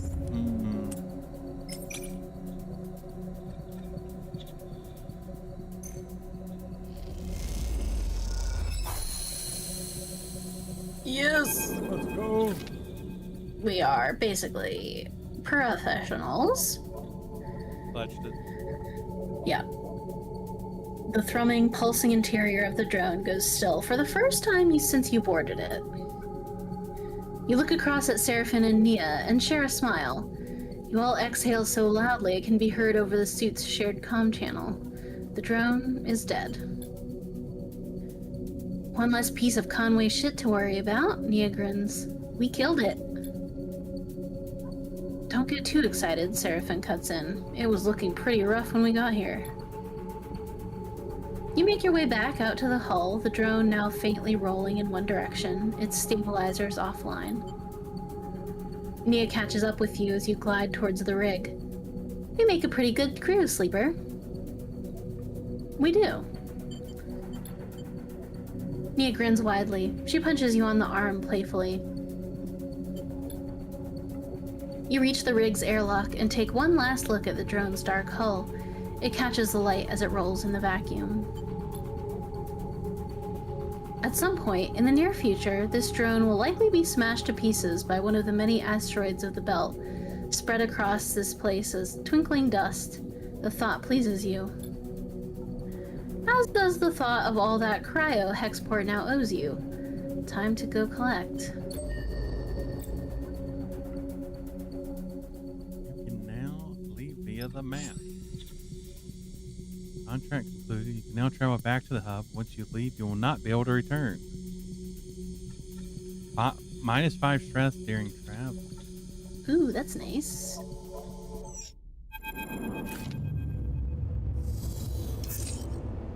After docking at Hexport, Seraphim lets go of the controls and leans back in his chair. Nia leans over to you. Thank you, Sleeper. She stretches. I know you took a chance on me. Glad to have you. Mia smiles an infectious smile. Feels good to make contract work, Seraphim smiles. No matter how we pull it off. It's hard not to agree, and it feels better when the export courier comes with a lockbox full of jets. Lane may still be hunting you, but this should help in the effort to slip his net. Suddenly you hear a familiar voice. Nia! Timmy glides into view, approaching from the docks. He fixes you with a stare. What are you playing at, sleeper? Nia wanted to come. You go to speak, but Nia drifts forward, cutting you off. Don't come throwing your weight around, Timmy. I can make my own decisions. She glances back at you. Sleeper took me at my word, and I'm grateful. Timmy's fuming. Did they now? He turns to you. Well, if you're working for Sleeper, I hope they paid you well. Nia looks away. Well, I asked, so... Timmy smiles. Oh, so they aren't paying you. Seraphim crosses his arms. Let's keep this civil. You realize this is the first time he's meeting Timmy. If we're being civil, seems like Nia's owed her share. Timmy fixes you with a severe look. I mean, she did work for us. I think it's fair. Yeah, let's do it. You grab around a quarter of the jets from the lockbox and hold them out to Nia. She takes them sheepishly. All right, then. Timmy smiles. We're good here. He turns to leave. Nia mouths a sorry and follows Femi across the docks. Seraphim watches him go. You sure know how to pick 'em, Sleeper. He shakes his head. He turns away and heads back along the docking bridge. I just hope we aren't going to end up on a stack of cryo short when we need to get out of here. We still have plenty of money. And we got to drive. We can... Ooh.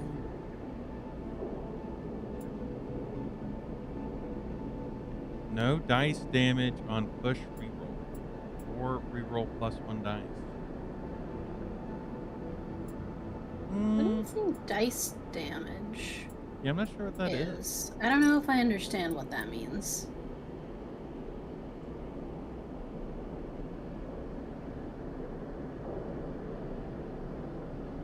Yeah, I originally thought is maybe we just didn't get stress, but that one specifically says -2 stress if reroll. Is it maybe in the guide? Like, yeah. If there's a push section. Oh, dice health. What is that? Your stress tracks both physical and mental stresses you accrue.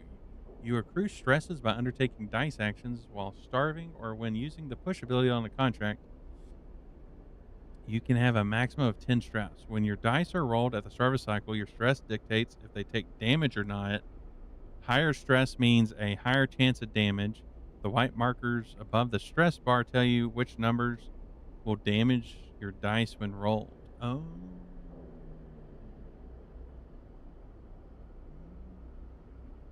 Okay. Ooh, each dice has 3 dice health. When this is depleted, the dice will break and must be repaired to be used normally. Wow. Fascinating. Okay. So I kind of like the dice not. Yeah, I do like that.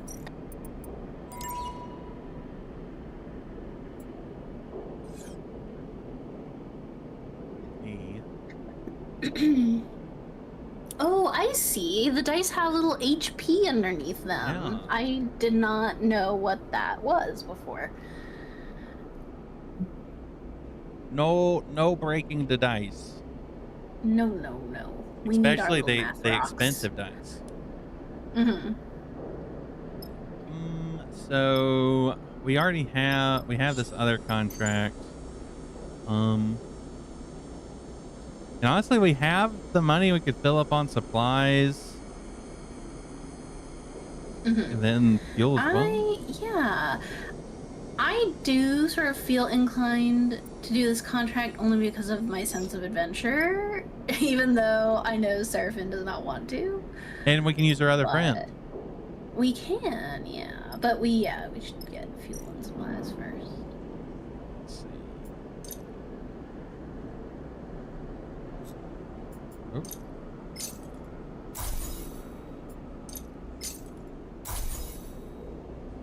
still have plenty. Wonder if there's anything else we can use our monies for outside of out of food.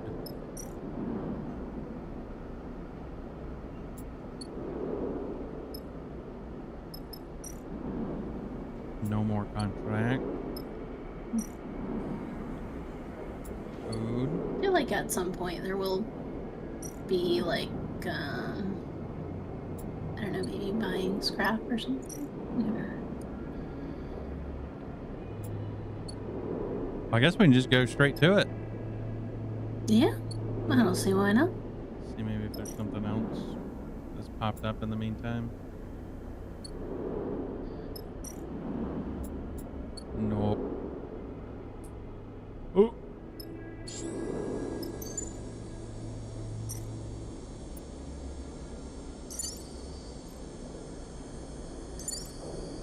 Oh, so you're going to use... okay. Well, it makes sense. I would feel bad if we didn't use Junie. Mm-hmm. Maybe, I wonder if, like, you didn't accept Junie's offer. Maybe you could take Nia, but I'm not sure. I think we can take... Oh, no. No, that's not available. Yeah, that is... Here is... We didn't... If we got the option to take Nia instead. And... But I don't think Junie's going to screw us over. I think everything's going to go fine. I think, yeah. Only one way to find out. I don't necessarily think she's gonna screw us over. I feel like she might be trying to screw Karsten over, but that's not my business. Yeah. You want to take this one? Sure. The Solheim derelict fills the cockpit windows, all twisted plates and skeletal strutwork. You watched it in horror and fascination as Seraphim completed the approach, both of you silent in the presence of this decaying beast. Now, as you settle beside it, Seraphim is the first to break the silence. This thing is already dead. He shakes his head. It's a corpse sleeper. He nudges the ship closer, looking for a place to dock.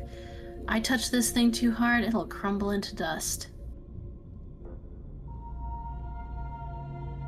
What were you expecting? I was expecting... Seraphim squints as he adjusts the rig's thrust. A scrap contract, like you said. Not a death trap. Take us up there, that's the bridge. Junie points towards one end of the ship, and both you and Seraphim turn around, having forgotten she was even in the cockpit. She hasn't said a word since you departed.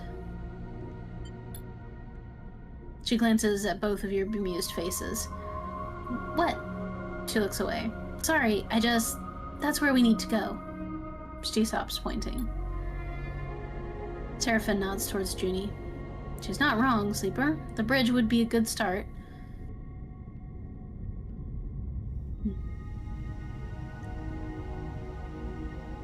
Let's assess, just to see. Junie settles silently back in her seat. She looks away out of the cockpit, and you're unsure if she is upset or just embarrassed. Carefully, Seraphim brings the ship close to the derelict and guides it along the hull. The rig's lights ripple over the broken surface, finding gaps and cracks everywhere. It seems remarkable that the derelict is still held together. Shit, Seraphim hisses as this huge spinning piece of debris drifts in front of the cockpit. He pushes the rig down beneath it, squeezing between the debris and the hull, and as he does so, an ear-splitting screech signals the rig scraping across the derelict's skin. You freeze for a moment, waiting for the breach sirens to sound, but the moment passes and you relax. You glance at Seraphim. His face betrays no emotion. This isn't safe, Seraphim shakes his head. I'm gonna find somewhere better to settle the ship. Then we need to suit up and work our way along the hull on foot. You look back at Junie and see her still in her seat, eyes wide. You okay? Junie looks at you, and there's a sudden unfamiliar hardness in her eyes that surprises you. Then, a moment later, it's gone, and her gaze softens. I'm okay. She smiles a flat smile. Don't worry. Seraphin brings the ship away from the derelict hull an inch at a time, then slowly brings it round to settle close to a mostly intact hull plate. This section is fairly free of debris. He nudges the ship a little closer. We should be good to hold here. Seraphin unclips from his seat, and you and Junie follow suit. As you all glide down towards the airlock, Junie silently follows. You can't help but feel judged. As you reach the airlock, Seraphin begins suiting up. If we're lucky, that little collision hasn't started a cascade that will end with this place coming apart under our feet. Seraphin violently kicks his legs into a set of EVA trousers, clearly irritated by his own carelessness.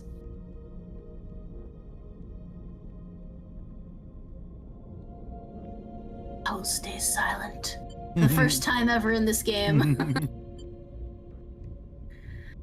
This is a delicate job, Junie says quietly, almost to herself. The data core will be fragile. She casts a furtive glance in the direction of you and Seraphin. Very fragile. Understood.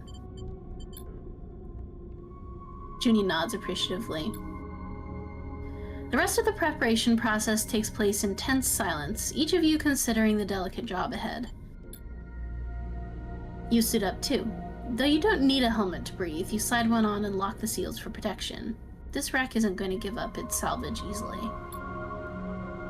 The core should be near the bridge, maybe even inside it, but there's a lot of wreck here, and there might be good salvage tucked away in the cargo hold. Once the suits are on and the seals are checked, you cycle the lock and stare out at the vast expanse of the twisted hull before you. Time to go to work. Okay, the dice look nice. Ooh, dice are pretty nice. Oh, it's already got 2 stress with something happening. Okay. Yeah. Cool, very cool. Corroded airlock. We have lock this section. It will take longer, but cutting away the lock layer by layer is the safest way to make it through. Force the lock. Forget being delicate. The clock is running on the contract, and forcing the lock is the fastest way to gain entry. I mean, we are decent. We have bonus to it.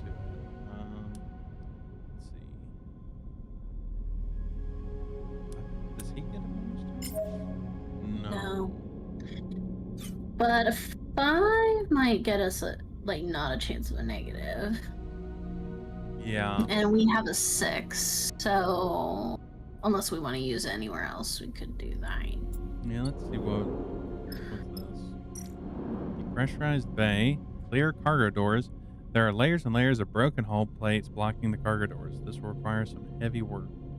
Refined access point. There has to be a way in amongst the shattered hull. Searching will be slow, but at least the derelict will remain stable. And we're good at that. So we could do that.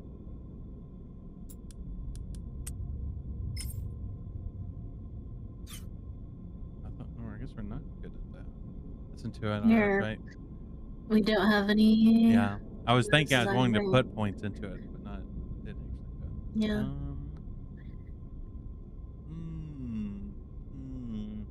I mean, do we be greedy?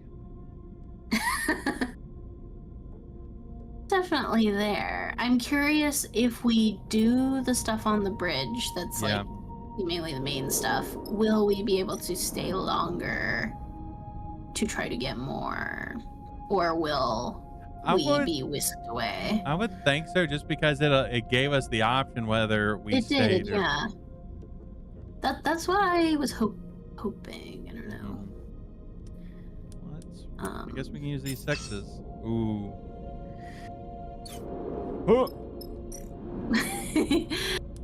Pretty much just R6 is gonna be the only 6 we've got on this one. And Seraphin has a 5, so there wouldn't be a negative there. Yeah.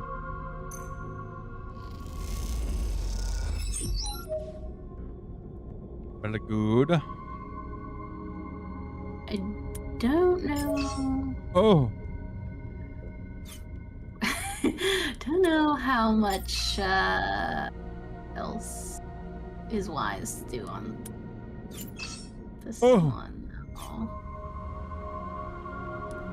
I mean, I guess putting the 4 there, like, it's unlikely a bad thing would happen.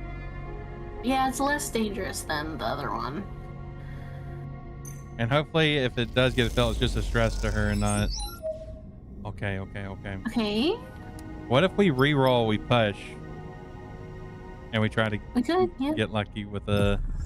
Okay, we didn't get lucky. Couldn't be worse than 1. Okay, wow. 3 is everywhere. Everywhere 3.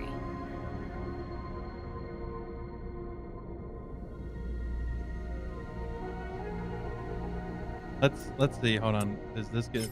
Oh, yep. So I guess, do we risk it?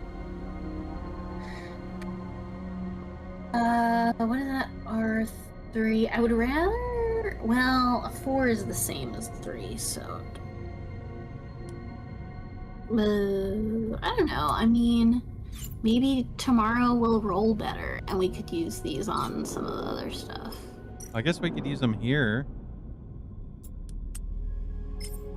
Because it's risky, so more likely that would just give us stress and not give stress to the ship. I guess we don't know for sure. Only one way to find out. Only one way to find out. That's what they say. So you just roll good. That's all Never that matters. Punished. Yeah. Okay, we're still good. Okay, just do it again. Just simply. See? Okay, amazing. Wow. Professionals. Okay, cargo storage. Hey, and she is good at that. Map the bays. Countless vast bays extend from here deep into the derelict. Scanning and mapping each one will allow you to navigate them safely.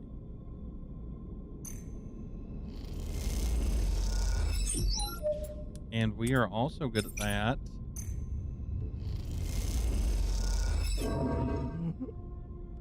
Oh, it's just stress us. Yeah. Better than. Oh, nope. No. That seems. Scary. Well, I think we did good today. I think so too.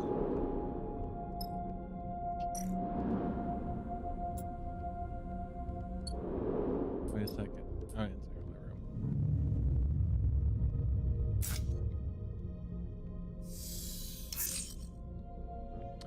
Okay.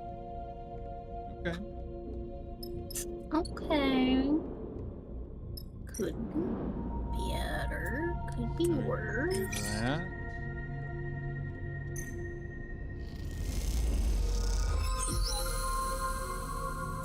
Yo. New location discovered. Extract raw scrap. Deep inside the derelict, there are masses of intact scrap. This is valuable material, but it is also what's holding the ship together. Oh, I guess we wait for that. Yes, indeed. And we do this. And okay. Yeah, we might just have to take some chances here because 4 is our highest, but maybe our 4. We could push it. Only thing we risk is stress. The dice won't get hurt. Yeah, might as well. Okay, better. Yeah, that's good. Okay, so we just. Okay, yeah, easy. You might get a little bit stressed. Or the ship will get stressed and whatever. Yeah, I'm manifesting that that's not what's gonna happen. we're gonna roll good. Yeah. Oh. Okay. All right. +1 crisis active +1 per cycle. Uh-oh. Well, we'll just try again.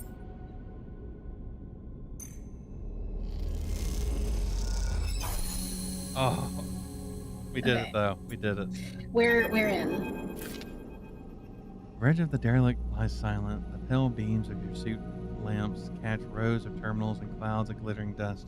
Wires wave like seaweed, and the whole scene appears as if underwater, chaotic but still. Junie glides past you, disturbing the dust and taking you by surprise as she does. She has been a stoic presence so far, but in this moment, she seems drawn forward by some force of curiosity. As you watch, she bats away debris and begins checking terminal. What are you doing? Junie doesn't seem to hear you, or at least is ignoring you. She's already prying an access panel off one of the more intact looking terminals, and as she does, puffs of rust color the vacuum around her head. Approach her. She turns back to the terminal and finishes prying off the plate. Then quickly, she reaches aside, fishing around for something. Her hand comes back out with a waving cable topped with a thick connector. As soon as she sees it, she slips a keyboard-sized deck out from somewhere on her person. She runs her hand across the back until she finds the right port and slots in the connector. All this happens in a few seconds, the routine practice and precise. It's hard not to be impressed. Nicely done. We'll see, she says, so quietly it seems mostly to herself. Junie's fingers dance across the deck's keyboards and a burst of static lights up the Solheim terminal screen. The sudden burst of light and color takes you by surprise. Junie's fingers tap away, the terminal screen flashing with blocks of color and lines of code. It buzzes and vibrates, its long dead systems forced back into a chaotic life. Then, all at once, it goes dark. The terminal is dead. Shit! Junie hisses beneath her breath. Useless. You can't tell me if the insult is directed at the terminal herself. There are plenty more. She looks up at you, a confused expression on her face, then scans around the bridge. I suppose, she pauses, but even from here, I can see most of them are less than scrap. The cradle data core can't be far, she pushes off the terminal, gliding away from you. I'll start looking, she calls back and heads to the other side of the bridge. Seraphim glides up beside you. Everything all right? What do you think of Junie? The kid? Seraphim shrugs. You knew better than me. Keeps to herself. He squints at her retreating form. Seraphim scratches at his suit. I have to admit, it's nice to be back working, especially now that we're the ones who will reap the benefits. He claps you on the shoulder. Feels good to be taking our fate in our own hands. I know it's pretty rough there, back on Hexport. And out here, we're just as likely to get shredded by debris as finding the damn data core. Aren't you glad we made a break for it? He pauses and looks down, having asked the question almost by accident. I mean, I am. I just don't want to speak for you. I'm glad to. Seraphim smiles. You better be. I didn't give up that little dark side cupboard I was living in for nothing. He laughs at his own joke. Look, Seraphim checks his suit wrist seals. Once we got a bit of space behind us, once we've gone the distance, if we even manage to get that far, furrows his brow. Don't feel you owe me. I'm no charity case. If you want us to go our separate ways, fine by me, he meets your eyes. Just do me one favor of telling me to my face. I will. Seraphim nods but doesn't respond. After a moment, he shines his torch out into the dark. Checking the rows of terminals all across the bridge, you watch the glittering dust as it eddies in the beam. Seraphim sighs. Let's get to it. You watch as he crosses the bridge, his torch probing the dark corners. You feel a chill run through your body as you imagine the people that once ran the ship, the Solheim crew, fairly long dead. Wait a second. Is this the ship that we helped build that was supposed to take people? Is it? Or was Solheim the people before that were there before the eye became I feel what it like it was that. I think it was that. Okay, that'd make sense. What was it like here before the collapse, when this system was the jewel of Solheim's crown? It's impossible to know. The history is lost to you now. All you can do is pick what you can from the ruins. Oh, hull breach. Crisis. Uh-oh. Oh. Until the breach is sealed, the derelict will continue decay. And it's endure, which I guess he is good at. Yeah. We'll wait. Derelict bridge. Reboot the system. Rather than hunting old pathways, rebooting selected selections of the ship systems might reveal the data core's location as a response. Or track the pathways. One way to find the ship's data core is to systematically track the old pathways through the derelict in hope of finding the one that connects to it. Well, we're good at interfacing. Mm-hmm. And so is Junie. Yeah.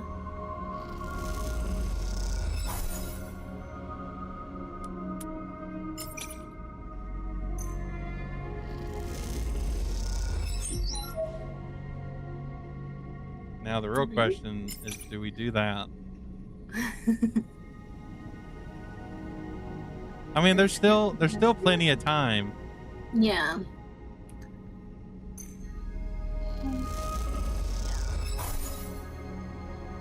Gosh, yes. Okay.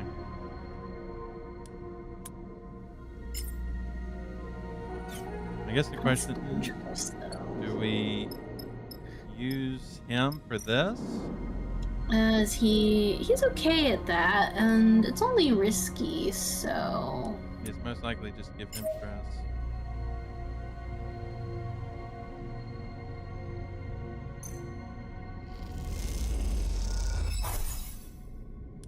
okay. Progress. Okay. Nice, very nice. We're doing good. And we still have plenty of cycles left. Mm-hmm.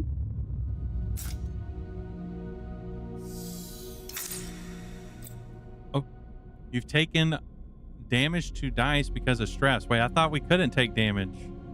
That only applies to the push reroll. Okay, I see. Yeah. When your dice are rolled at the start of the cycle, your stress dictates if you take damage or not. Higher stress means a higher chance of damage. Okay, the white markers above the stress bar tell you which numbers will be damaged by your dice when rolled. Yep. Each dice has 3 dice health when this is depleted.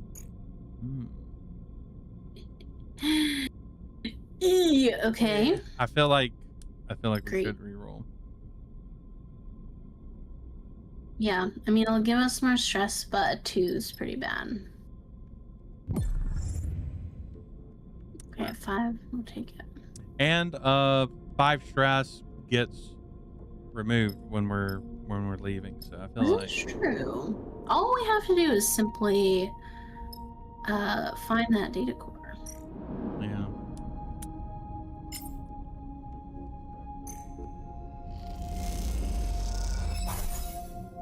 Ooh, that's not what I was hoping for.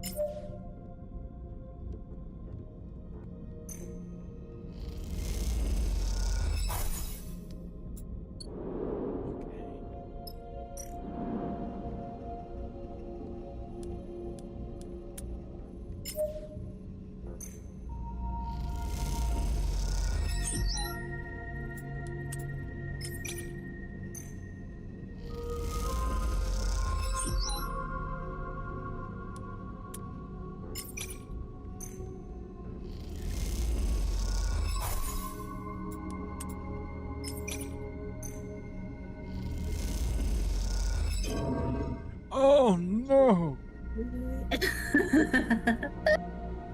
I tell you what, the new mechanics in this game ramp up the tension in ways that are interesting. Okay. I mean, 3 and a 4 are essentially the same. Yeah, I mean, The chances. why the hell not? Yeah. Okay. This is it. You got this, All sleeper. we need is one You more. got this. Come on. No. Why would you do that? Oh.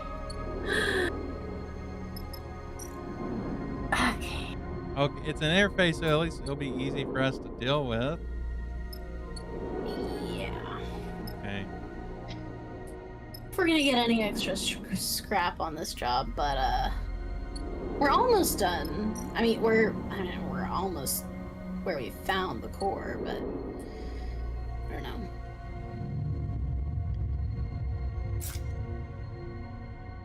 Ooh. Oh, okay, okay. Okay, good rolls today, my friends. Yeah. New Excellent crisis to see. location. Okay, well, might as well finish this off.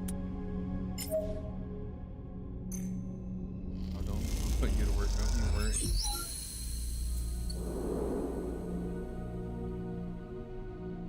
I guess do we try to fix this? And then so we won't have to worry about Oh, crises, and our time would just be based on our supplies.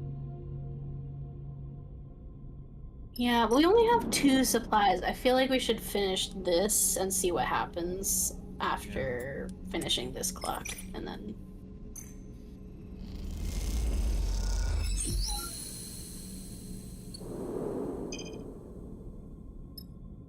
Data core cradle. Okay. Or. There's. Well, luckily it is an interface, so we're good at that.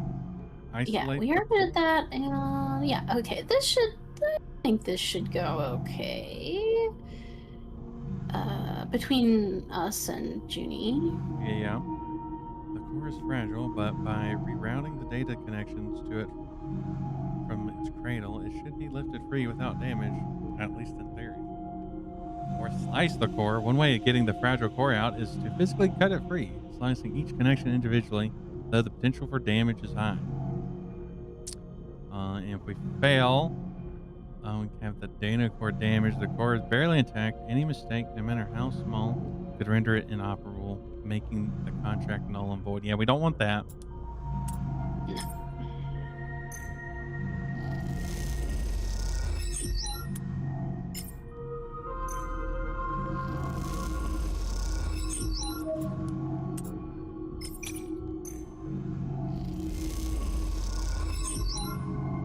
Oh. Okay.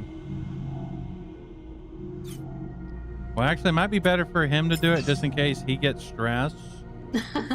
Right. Yeah. Yeah. Oh. No. Sarah. You fool. Okay. Okay.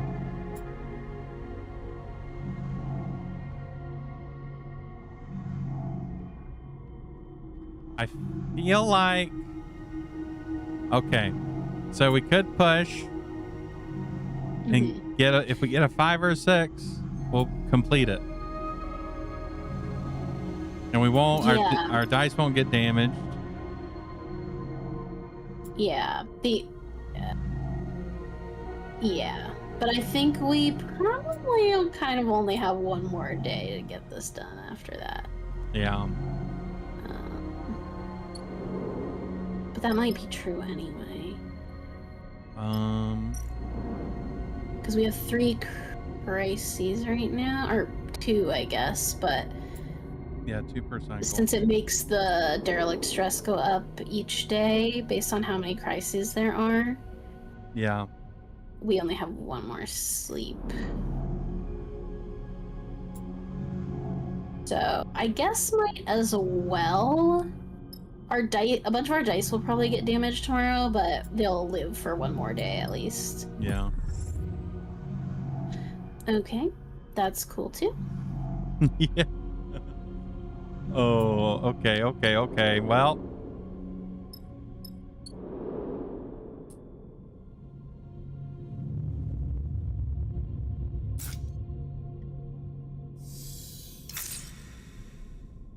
Oh, right in the dice. Well, we're good. Yeah, we got this.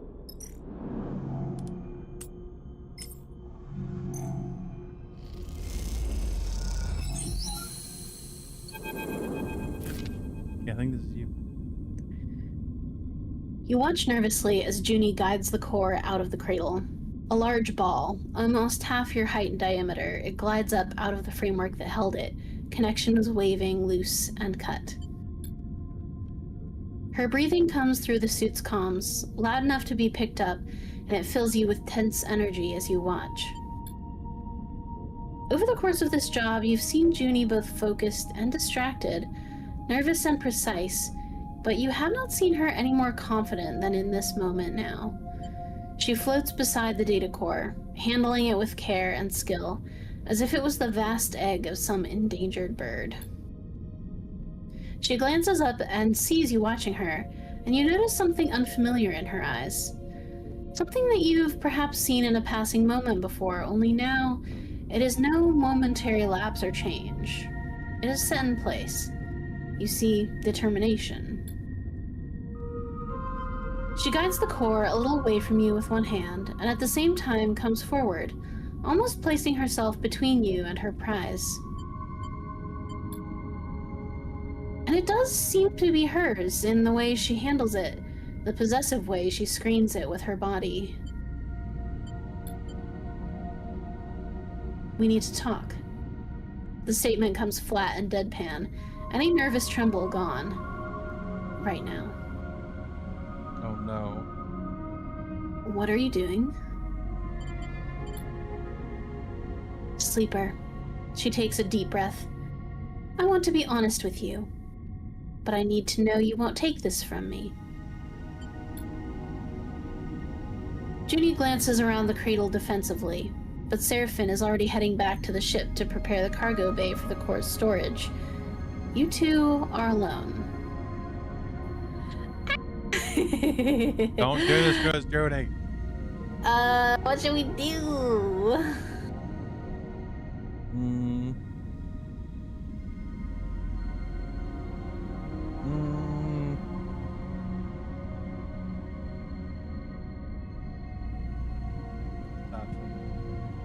Yeah.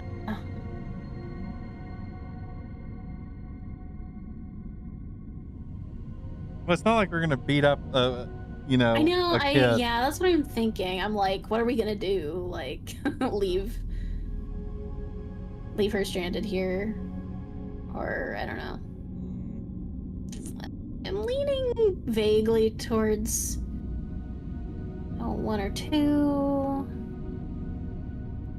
Yeah.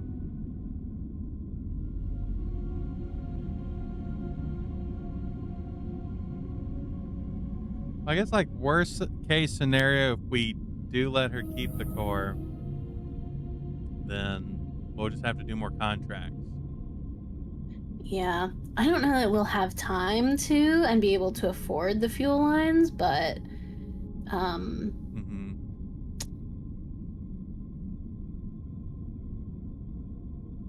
I don't necessarily think that we might get it away from her. Yeah. Like, I guess worst case scenario, she destroys the core for whatever reason. So welcome in, Colton. Hope you're having a good day. Hello. Shall I just tell her I won't? Okay. She looks at you hard, trying to read your expression. Karsten doesn't deserve this treasure, Sleeper. Junie glances over her shoulder at the core. Do you know how many of these are left intact? She shakes her head. And all he wants to do is wipe it clean so he can use it to interface with Hexport. All that data. Gone. So, what do you want? I want to extract the data. To make use of it. You see some genuine emotion flicker in her eyes. She sighs. After extracting the data, the core will be unusable. There's a security system that will fry it if data duplication is attempted. I can delay the security response long enough to copy the data, but after that... She trails off.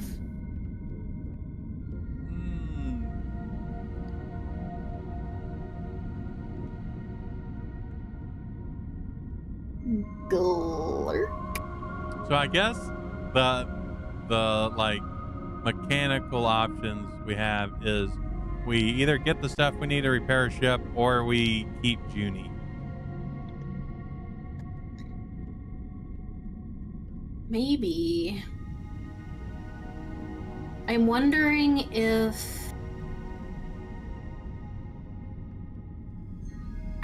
there's like any way that she might be able to help us if we let her keep it. Like,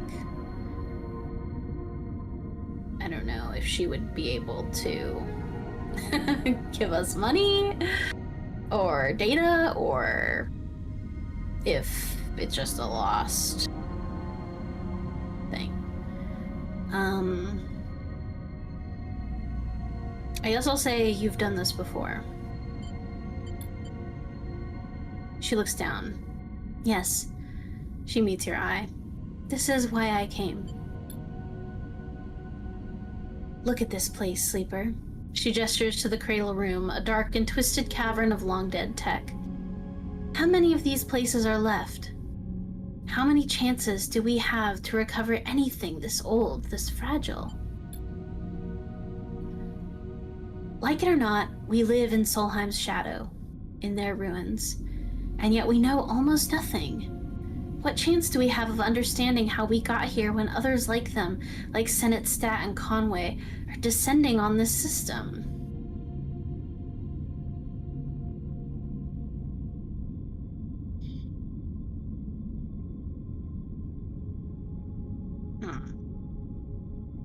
Yeah.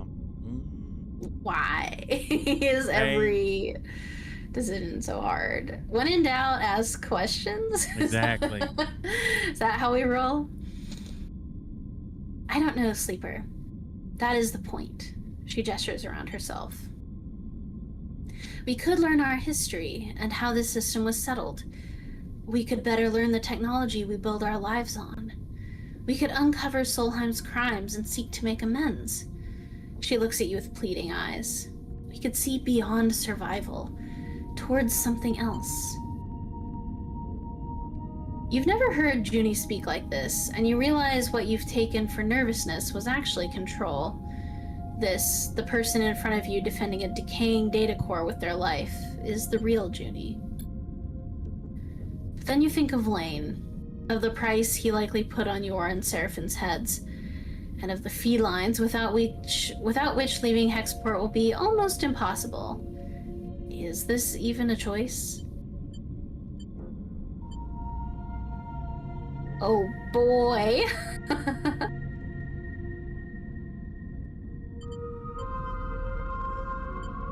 We're not exactly good at engaging. We're not. It's not really our thing. And I feel like we haven't played our character really that way either. Yeah. I don't know that she'll care about the felines, but might as well explain to her. Junie listens carefully as you tell her about the deal with Karsten, the felines he offered you, and that both you and Seraphin are on the run. Then I'll help you. Junie doesn't flinch. We find another way to get those felines. Karsten is an idiot. I can hack his security and you can pull them out of there. Or Seraphin looks tough. Maybe he can grab them. She looks desperate. We can do it. We can do something.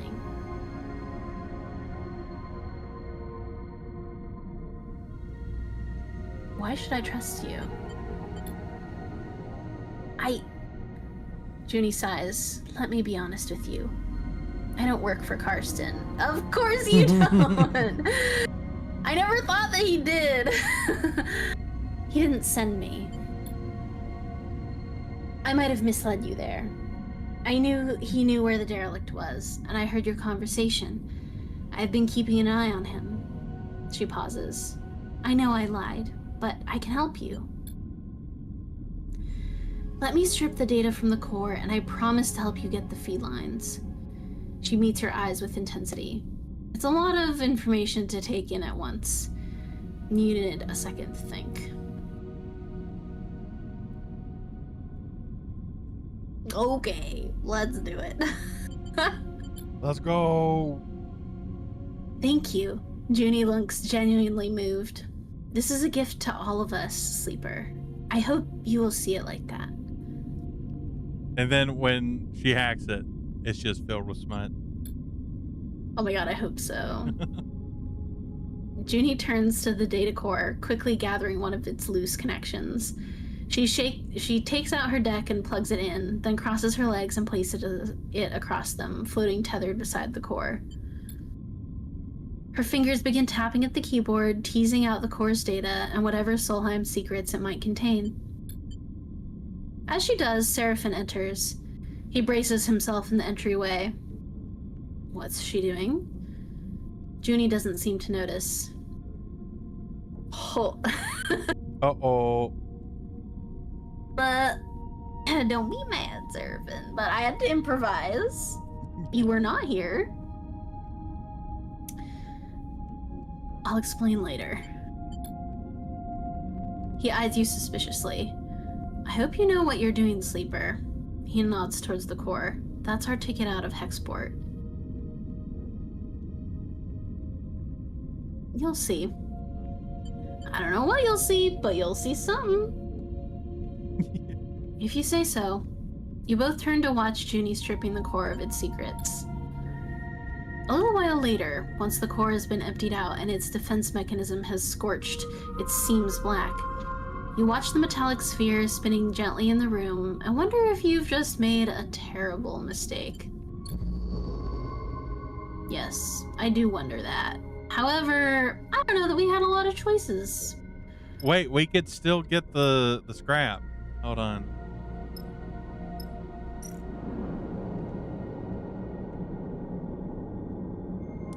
Maybe.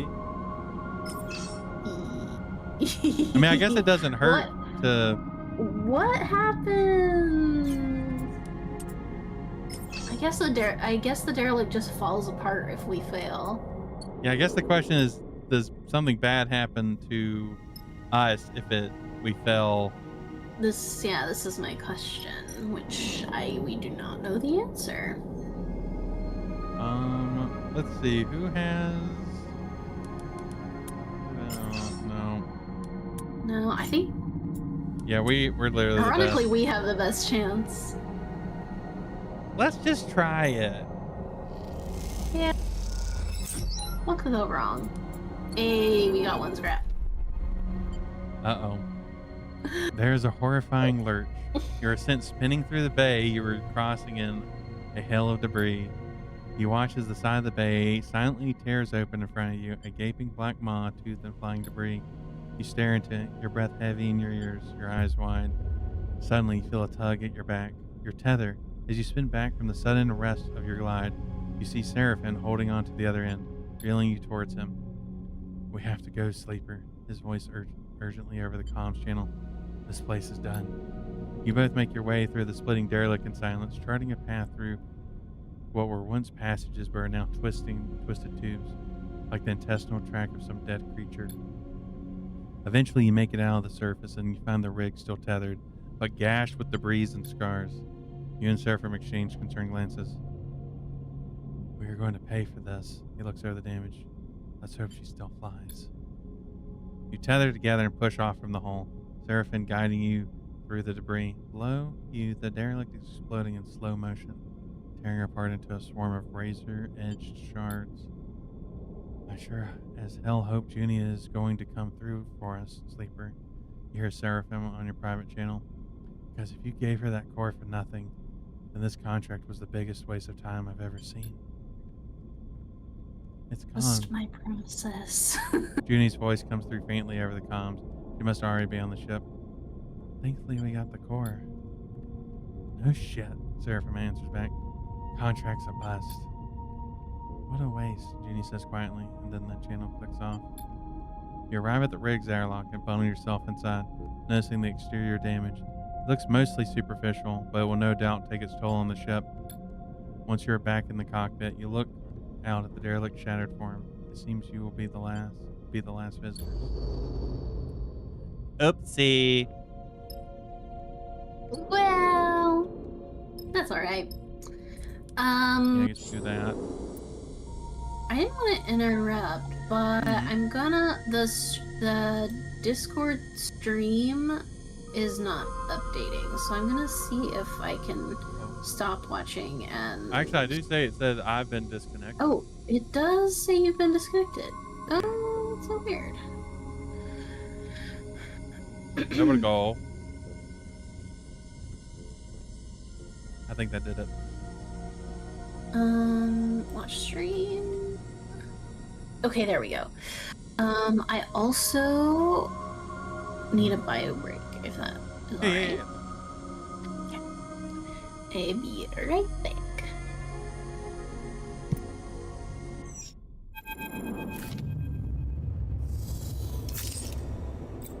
Uh-oh.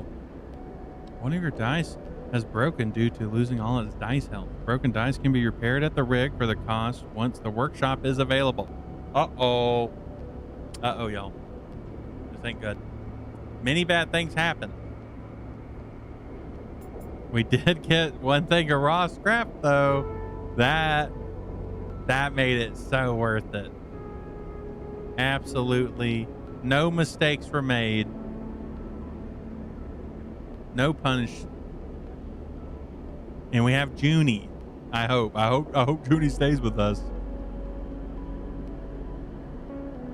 As you arrive into Hexport, Junie speaks out from the back of the cockpit. We're going to have to act fast if we want to take those feed lines. You and Seraphim exchange glances. You are both still getting used to this new Junie. We? Seraphim raises an eyebrow. Only one of us fried the core and stole all his data. He shoots you a look. And for some reason, we let you.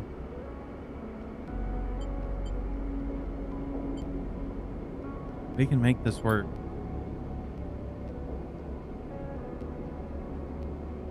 What I'm wondering, Sleeper, is why we have to. Seraphim looks infuriated. Honestly, his eyes, they do give off a like constant infuriated, even though he's not. But that, I feel like this still of him, this artwork is kind of really selling the he's pissed off vibe. And I'm having back. welcome back. Hello, hello. Seraphim is just he's being grouchy. Yeah, he's kind of a grumpy little guy. Yeah.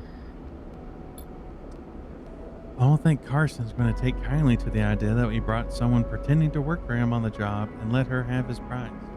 He scoffs. He points at Junie like she's an object. Do you even know what she's up to? Junie looks between the two of you. Expert hasn't exactly been kind to me. You two trusted me, even though I didn't deserve it. I'm not used to that. I want to repay it. Not to mention that Carson is probably ripping you off. Even if you get enough cryo, what's to say he won't raise the price? Trust me, he's no good. I was trying to deal with Carson to get those derelict coordinates from the moment I arrived here, and he ran me in circles. She shakes her head. Seraphim is watching her closely. Even if I do take you at your word, which, given everything, seems a little tough, how do we even do this? He raises an eyebrow. You're telling me we just drift in there and take the feed lines? Look, I get it. You don't trust me. He pauses. But what if I've a vested interest in this working out? There's nothing left for me here. I don't feel like hanging around waiting for Carson to figure out my involvement in all this. I need safe passage.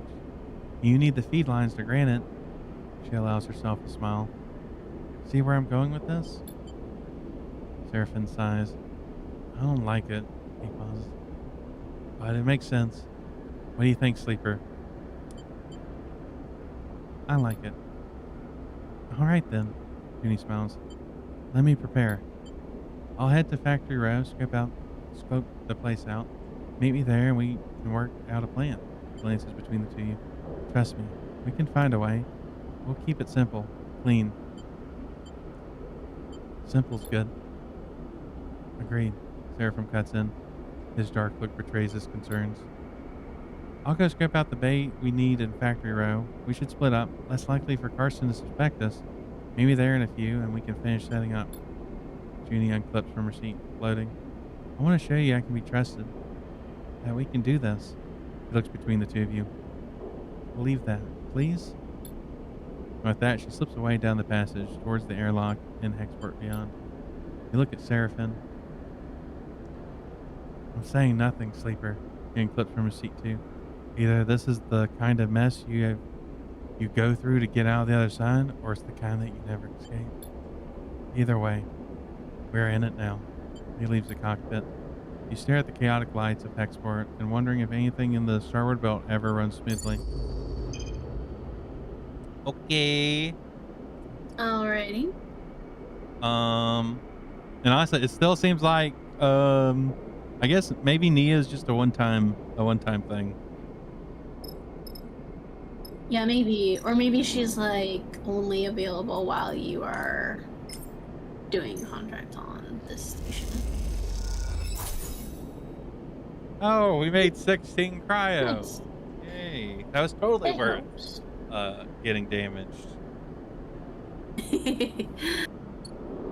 Okay. How do we repair our dice? Yeah.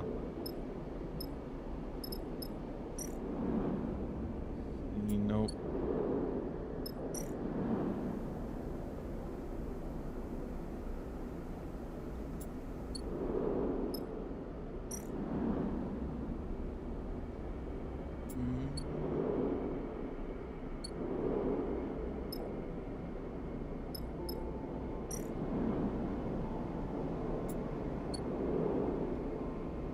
Maybe they repair over time. But Maybe. I thought it did say that there's a specific way. Yeah, that's what I saw, but I'm not sure where it would be.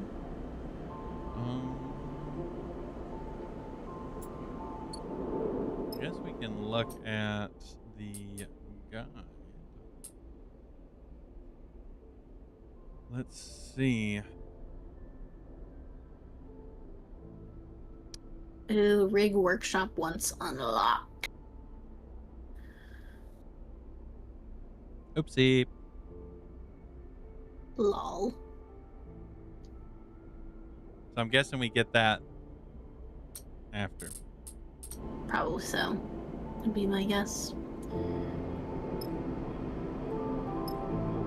And we are very close Yeah. to the Clock, it keeps on ticking. to the hot man. Yeah. Okay, so hack security. Junie needs help to create a backdoor into Carson's security system so she can deactivate them when the time is right. Or observe target, leaving Junie to the hacking, covertly observing Carson. Carson will be the quickest and riskiest way to scope out security. Well, we are good at hacking and we have good dice. Yes.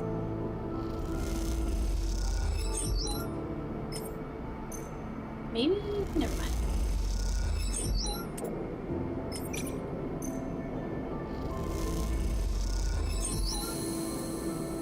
Excellent. The sound of fists on a keyboard wakes you from the scrolling code on the terminal screen. You turn to see Junie, a rare half smile on her face as she floats cross-legged with her deck in her lap. The blue light on the snap-on screen makes her eyes glint with a glittering excitement. Got him! She shoots you a look. Carson's whole system is mine. You push away from your terminal to glide over to her screen. Running the mapping protocol now. I want to know if every little dusty corner of his network. Is there much to map? She squints at a screen. Weirdly, there is. It's coming up now. Seems Carson's pretty paranoid. This whole system is iced over with some serious security. She frowns. What are all these layers of? A red pulse flashes across her face, changing her features as it does. Shit, shit, shit! Her fingers dance across the keyboard. Something's closing the port. We need to... There's another red flash and her screen goes blank. Junie's fist hits the keyboard again harder. We've been kicked out. She's rapidly shaking her head. There's no way a salvager shop should have that kind of countermeasure. She looks troubled.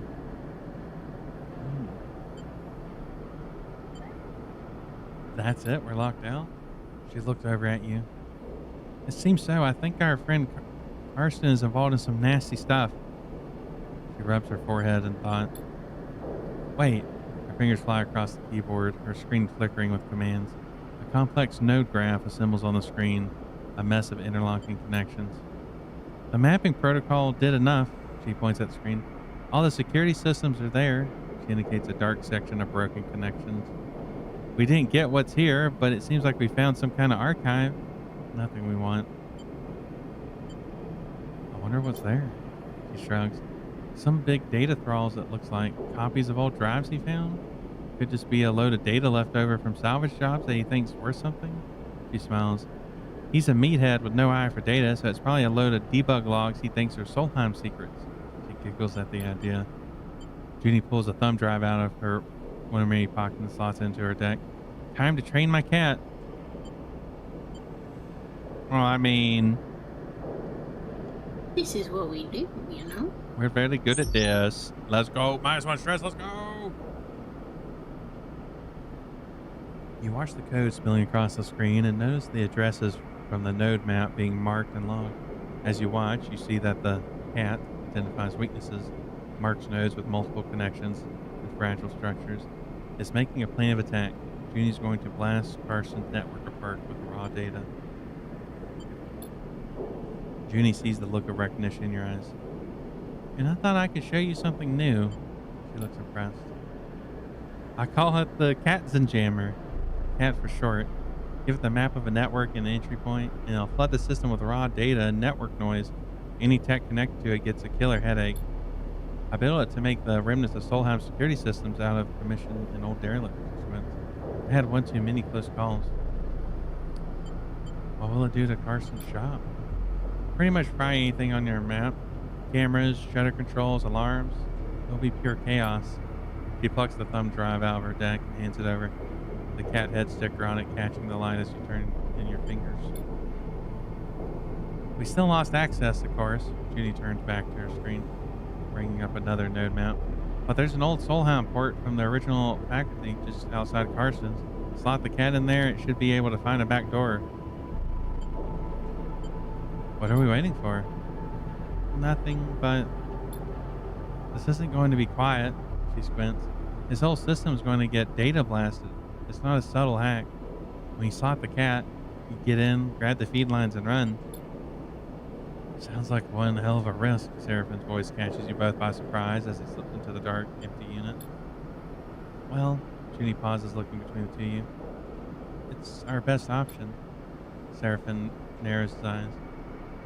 And where will you be while we run the gauntlet of scrambled security and make the grab? Junie looks away. I can monitor how it goes down remotely from here or the ship. Seraphine gives you a look. You can tell he is finding it hard to trust Junie after everything. I trust you, Junie. She smiles with a thin smile. Thanks. She starts to pack up her deck. But I'll find somewhere else to work from. Close to the ship, but out of your way. Junie shoulders her bag and glides to the door. When you're ready, slot the cat and go. By the time you're back at the ship, I'll be there. She glances at Phil. Don't leave without me. She shoots Seraphine another look and then slips out of the unit. Seraphine watches her go, then turns to you. The whole of Hexport's going to hear about this. She shakes his head. You better be ready to go the moment you slot that thing. This is what we have to do. Seems like it. He looks away. I'll be at the ship preparing the engine. We need to be ready to fit the lines as fast as we possibly can. He meets your eye. Be careful. Don't stop for anyone or anything. He puts a hand on your shoulder. And don't even think about looking back. With that, he slips out of the unit, leaving you alone to consider what's coming next. Okay. Oh boy. Should we buy supplies first? Yeah, I think we should fill up on fuel and supplies before we go.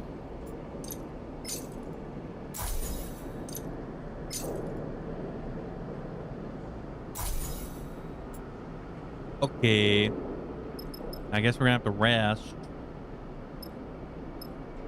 Yeah, probably.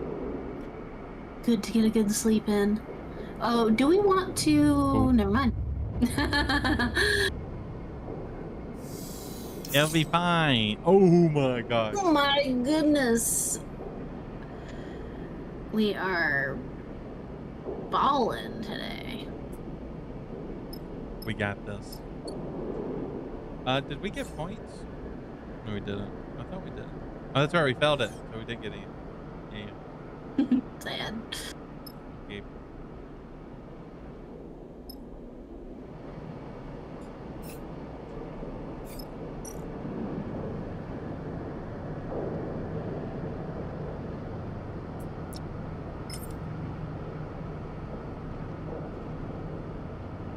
We got this. Yeah. Nothing bad's gonna happen. Let's do it. I'm all in on becoming a criminal. I think this is yours. Carson's place is locked up for the cycle. Shutter down, alarms on.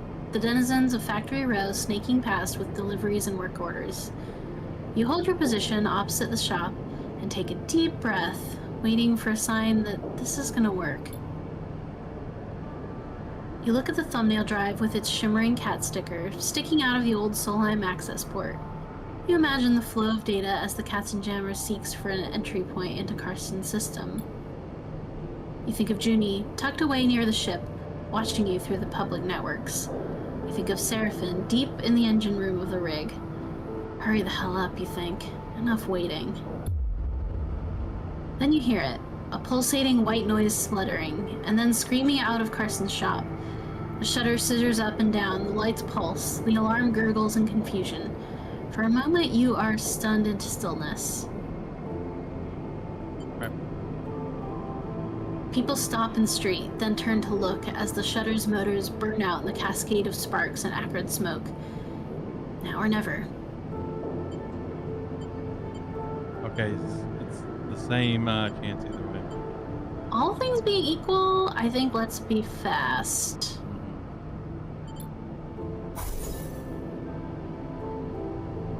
Without waiting a moment longer, you kick off from the wall and glide towards the entryway, slipping between the gathering observers. You glance off one of the crowd, knocking them spinning, but you don't stop. You're through the entryway before the shouts reach your ears. There's no going back. It takes you a moment to gather yourself in the chaos of the shop. The wall-mounted screens scream out white noise, and the flickering lights make it hard to concentrate. But you keep your focus. You scramble over to the feed lines in the window, grabbing the bundle with both arms. They wave wildly in your grasp as you wrench them away and kick off from the counter, gliding back out into the passage. Your arcing glide takes you into the crowd. You steer yourself through a gap in the gathering bodies and kick off hard towards the port. The feed lines wave wildly, but you grip them hard to your chest and don't look back. Seraphin better be ready. Uh-oh. Uh-oh. I'm sure nothing bad's gonna happen. Nope. What could go wrong? I mean, we could get pinned to the wall by Lane. Not that that's going wrong.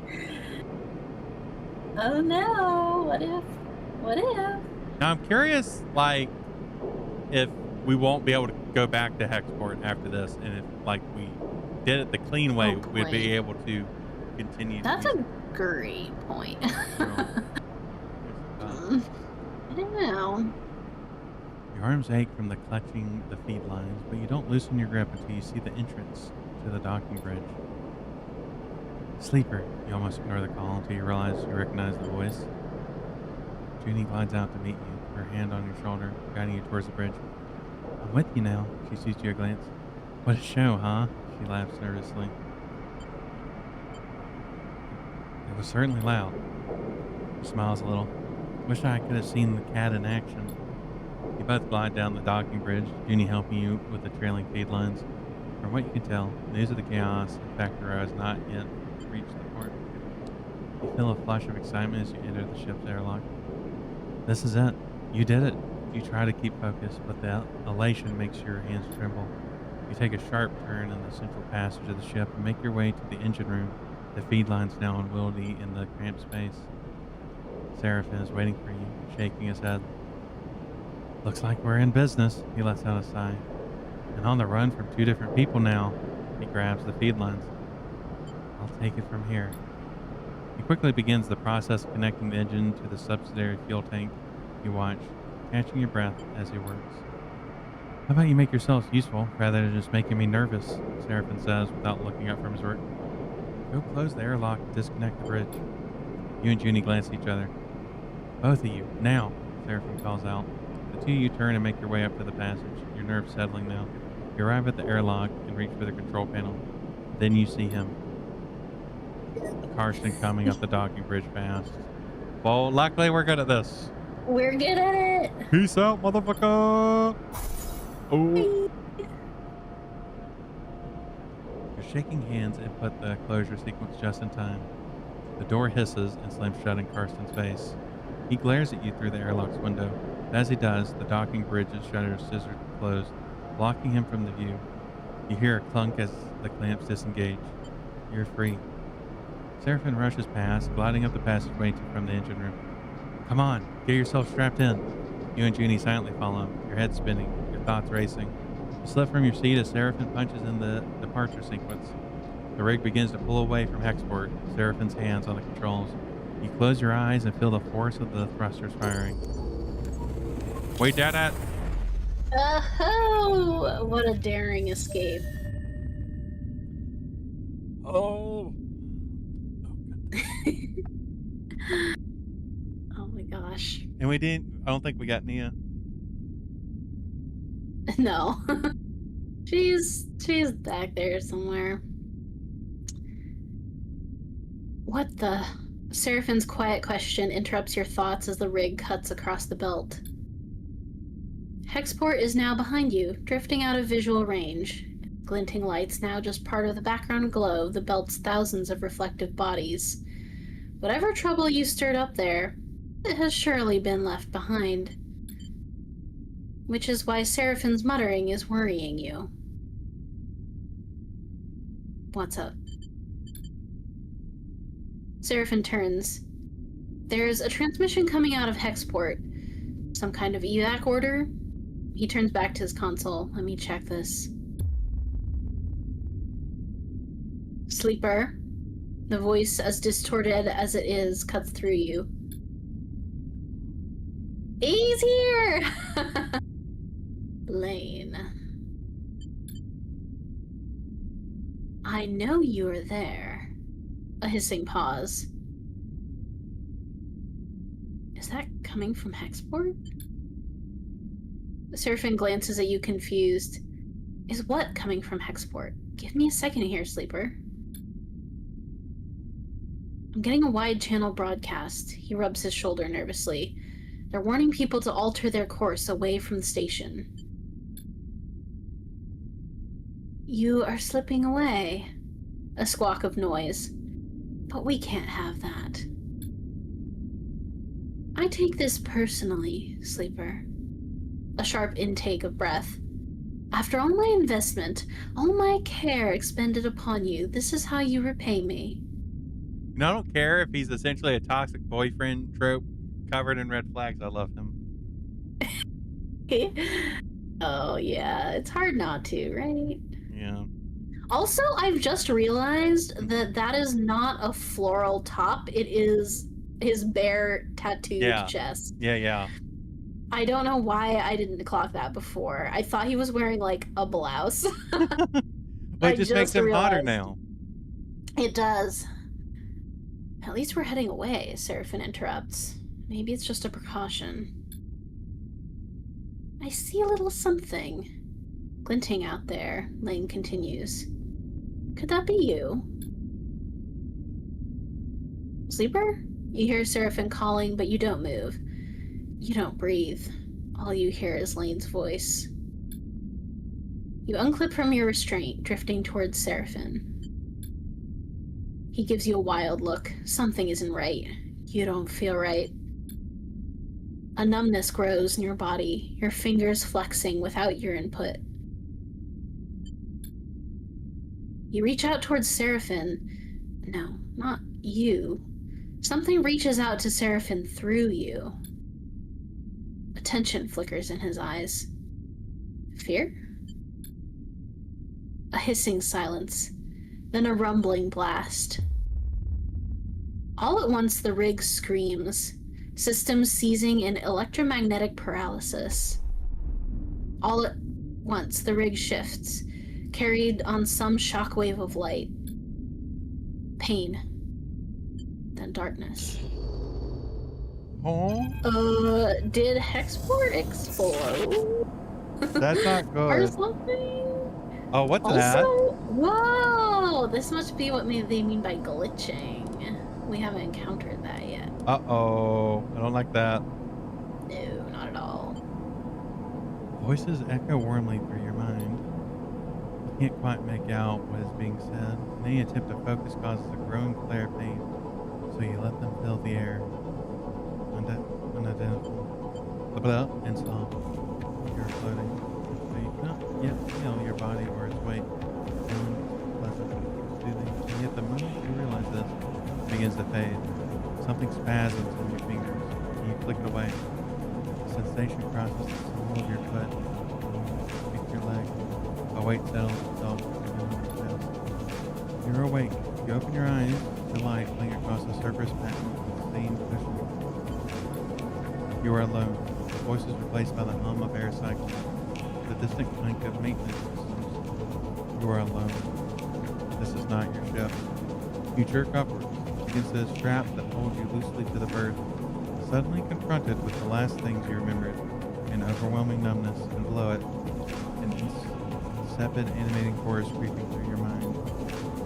You pull at the strap to free yourself, floating up into the small habitation room, cushioned and warm. Your mind is racing. Where is this?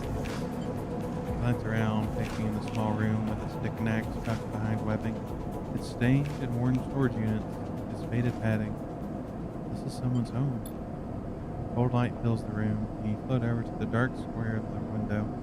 You see stars, the bright pinpricks of drive trails, the skeletal docking bridges. This is the station.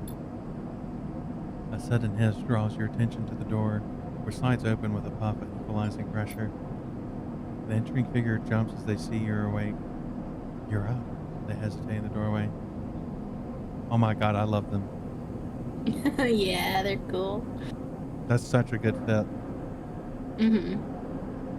You know, I feel like I know this person in Yeah. real life. Also kind of fuck with the pockets that are like sort of pushed out like that. Yeah, chunky pockets. Mm-hmm. Where's Sarah? Your friend, right? They laugh nervously. I'm not really sure. He had it out a while ago. I'm Bliss. They shrug, not sure what to add. Your crew are out. Sorry. They brought you here. Bliss is such a good name. What the fuck? Mm-hmm. Also, a very non-binary name. Oh, yes. Yes, it is. Now, I feel like tieflings and non-binary people share naming conventions. Yeah, they got the market cornered on virtue names. Yeah. Can you prove it? They look confused. No, not really. They laugh. This is my room. They glance around. Not much, I know. We are in my repair bay on the far spindle, if you know where that is. In the belt? Yeah, they smile sympathetically. In the belt. They look around at the room again. Come on, let's go somewhere a little more comfortable. They hold out a hand. You're safe. Don't worry. You follow them out into the corridor, gliding behind them. They move with the ease of someone who's either born in zero-G or has spent most of their life in it. They guide you to an enclosed balcony where heavily scratched, thick acrylic windows look out onto a chaotic-looking wet dock. At the center of the dock is the rig, scratched and worn, but still your ship. It's a reassuring sight. So what happened? Your ship. Bliss pauses. You were lucky. I heard your distress signal. You sense they're holding something back. I guess that expensive long-range array I was tricked into buying finally paid off. They laughed to themselves. Well, at least for someone. You were out cold when I got there, and have been for all the cycle since. It friend wasn't in great shape either, but he bounced back fast. Oh, damn. New art, new fit. Ooh, I like the new look. Also, those are really cool, like, I guess, like compression braces. Mm-hmm. I'll make a habit of doing that. Severin's voice makes you spin around. Good to see you. He can't express a smile. He can't suppress a smile. Are you okay? He smiles. Don't start fussing over me, Sleeper. I'm good. Your eyes fall to Seraphin's bandaged abdomen. He notices and pulls his jacket over his wound. Certainly looks better than when you came in. You should have seen. Bliss abruptly stops after Seraphin glares in their direction. Here, Seraphin pulls a few chits out of his pocket. Catch. He swings them over to Bliss. That's all I could get for now. Working in your condition? Seraphin sighs. Please, I'm fine. Bliss looks at you apologetically. I know what it looks like, but I'm sorry. I can't work for free. Keeping this place going is bad enough. I get it. Seraphin nods. Well, just thankful you towed us in. We aren't freeloaders. Bliss looks between the two of you. I'll let you two catch up. When they turn to you, I'm glad you're awake. We were worried. They pat you on the shoulder and glide back down the corridor. With Bliss gone, silence descends on you and Seraphin. Both of you unsure what to say. Where's Junie? She's probably on the ship, working on that deck of hers. Seraphin looks out the ship. She's been useful. Not sure what we have got that stress signal out without her. What do you remember? He looks at you with concern. Lane. Seraphin grimaces at the mentioned name. Lane? He shakes his head. Seraphin looks out the rig. He takes a breath, steeling himself for what he has to say. Export is... He clears his throat. It's gone. Flinches. What do you mean gone? It's gone. Seraphin catches your eye. Dropped off the map. No signals apart from the one sent from the fleeing ships. He frowns. I don't know what happened. No one does. Your mind skips, unable to focus on information you've just been told. You think of the constant activity of the bins, the rumble of Factory Row, Karsten, gone. By the time Bliss reached us, we had drifted out of range. We couldn't have seen it go up. But I saw Sleeper. Something exploded, white hot. He rubs his arm, suppressing a shiver. A moment later, the shockwave was on us. The rig was crippled. Engine kept firing, but guidance went offline. Seeing us arcing out across the belt, he drops a hand inside his jacket, pressing against the bandage on his side. I managed to get her under control, but not before we started spinning. Our restraints came loose, and you weren't even strapped in, so we both got scrambled. He smiles a weak smile. It's like being trapped in an auto wash. He turns back to you. I'm impressed you made it, to be honest. A flesh and blood human would have been smashed to pieces. He goes silent, damage a little too raw for him to continue. Could it be to do with us? Seraphin shrugs. Your guess is as good as mine. He squints. Would Lane do something like that? It doesn't make any sense. Vtuber is a gang. They run dark side. They don't go around blowing up stations. All anyone is seeing is debris and radiation. Picked up a lot of ship transponders before the rig went offline. Maybe some people got out. He stops, unable to add anything more. You both float in silence for a moment.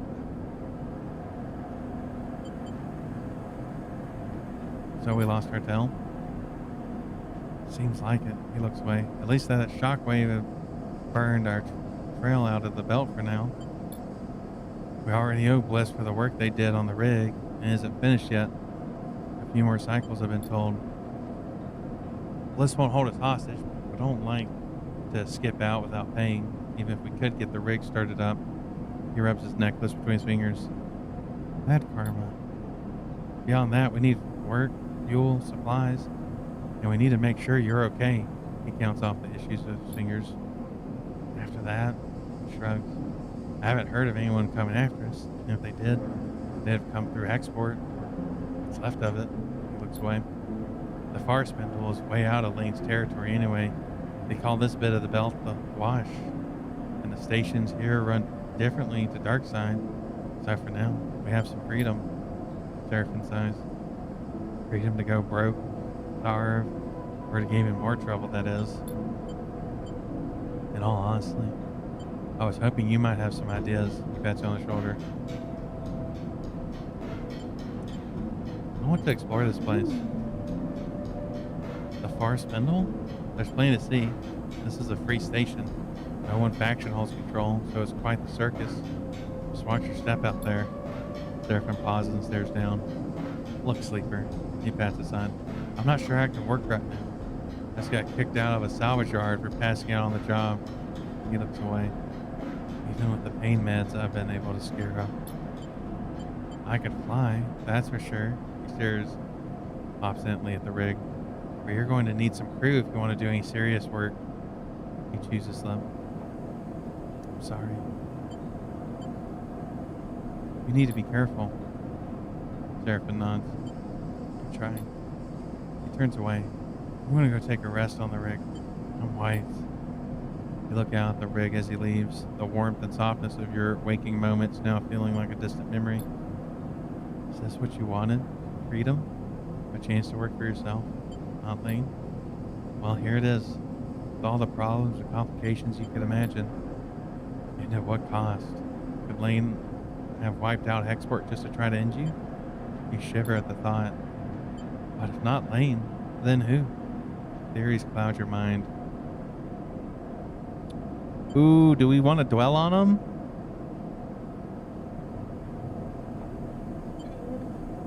No.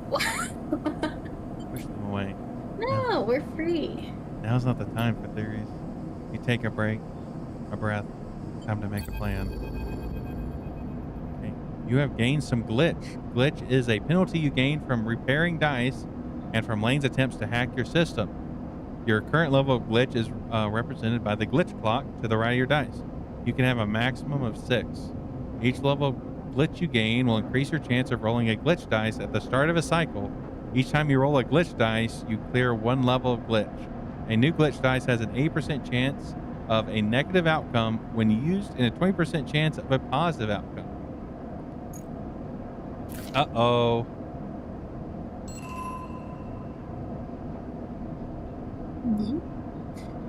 You find Junie in the airlock, her small collection of things crammed into her bag.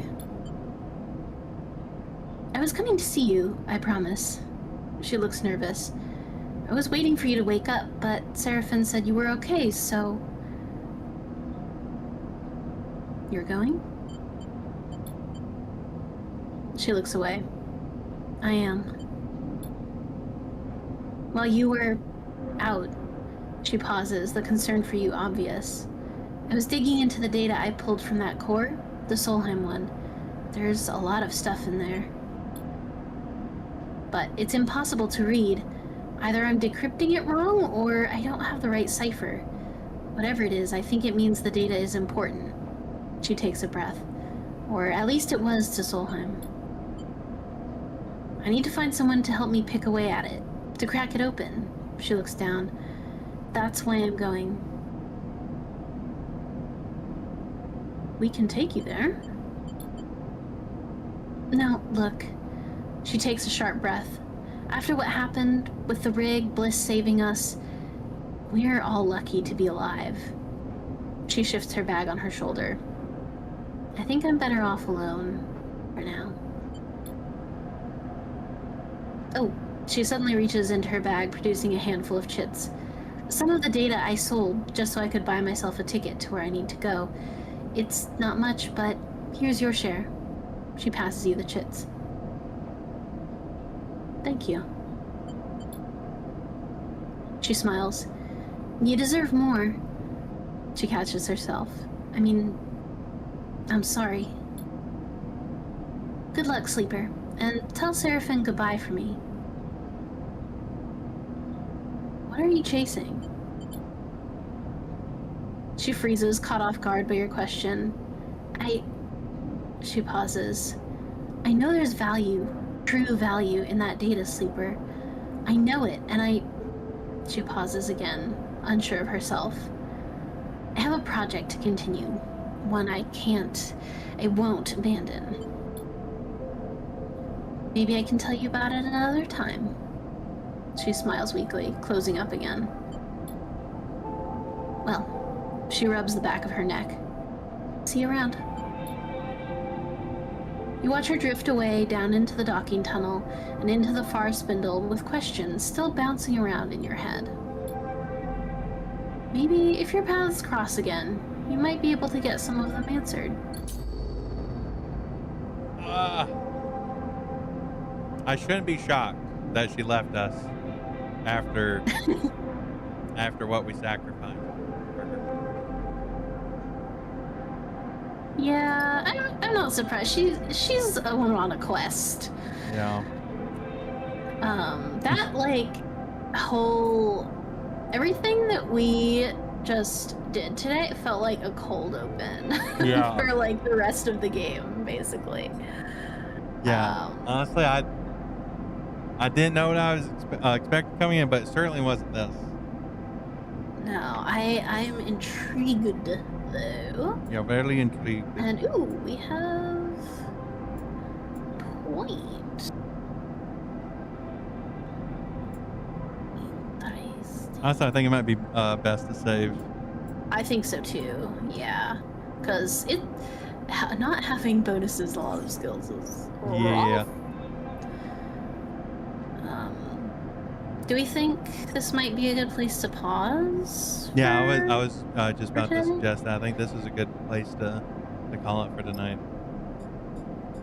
Yeah. See what our drives are. What an excellent beginning. Explore the far spindle. Find a far. Well, that makes sense. We have no crew now. Yeah.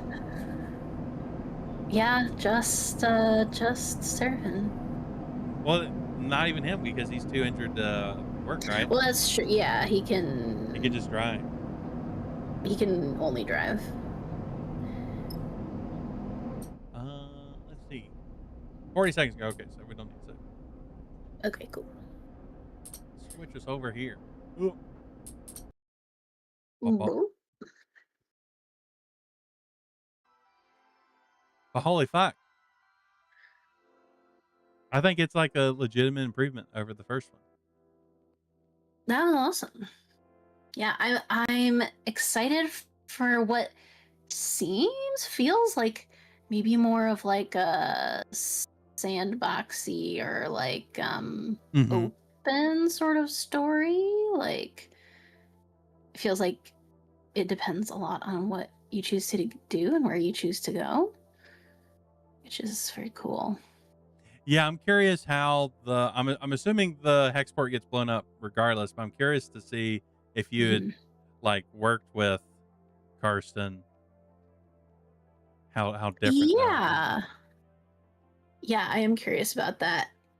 And I wonder if that is something that only becomes clear like later on down the line. Cause who did blow it up?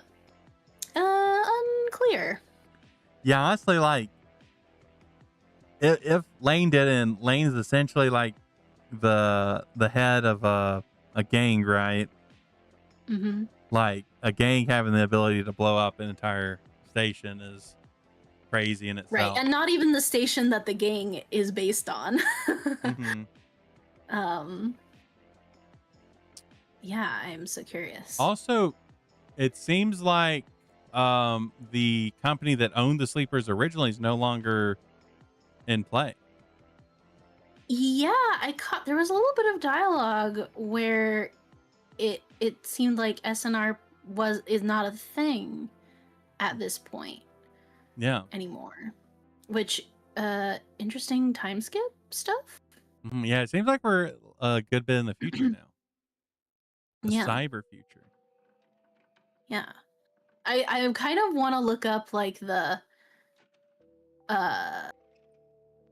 galactic geography of this world because I am curious, like location wise, like where we are compared to where the I was.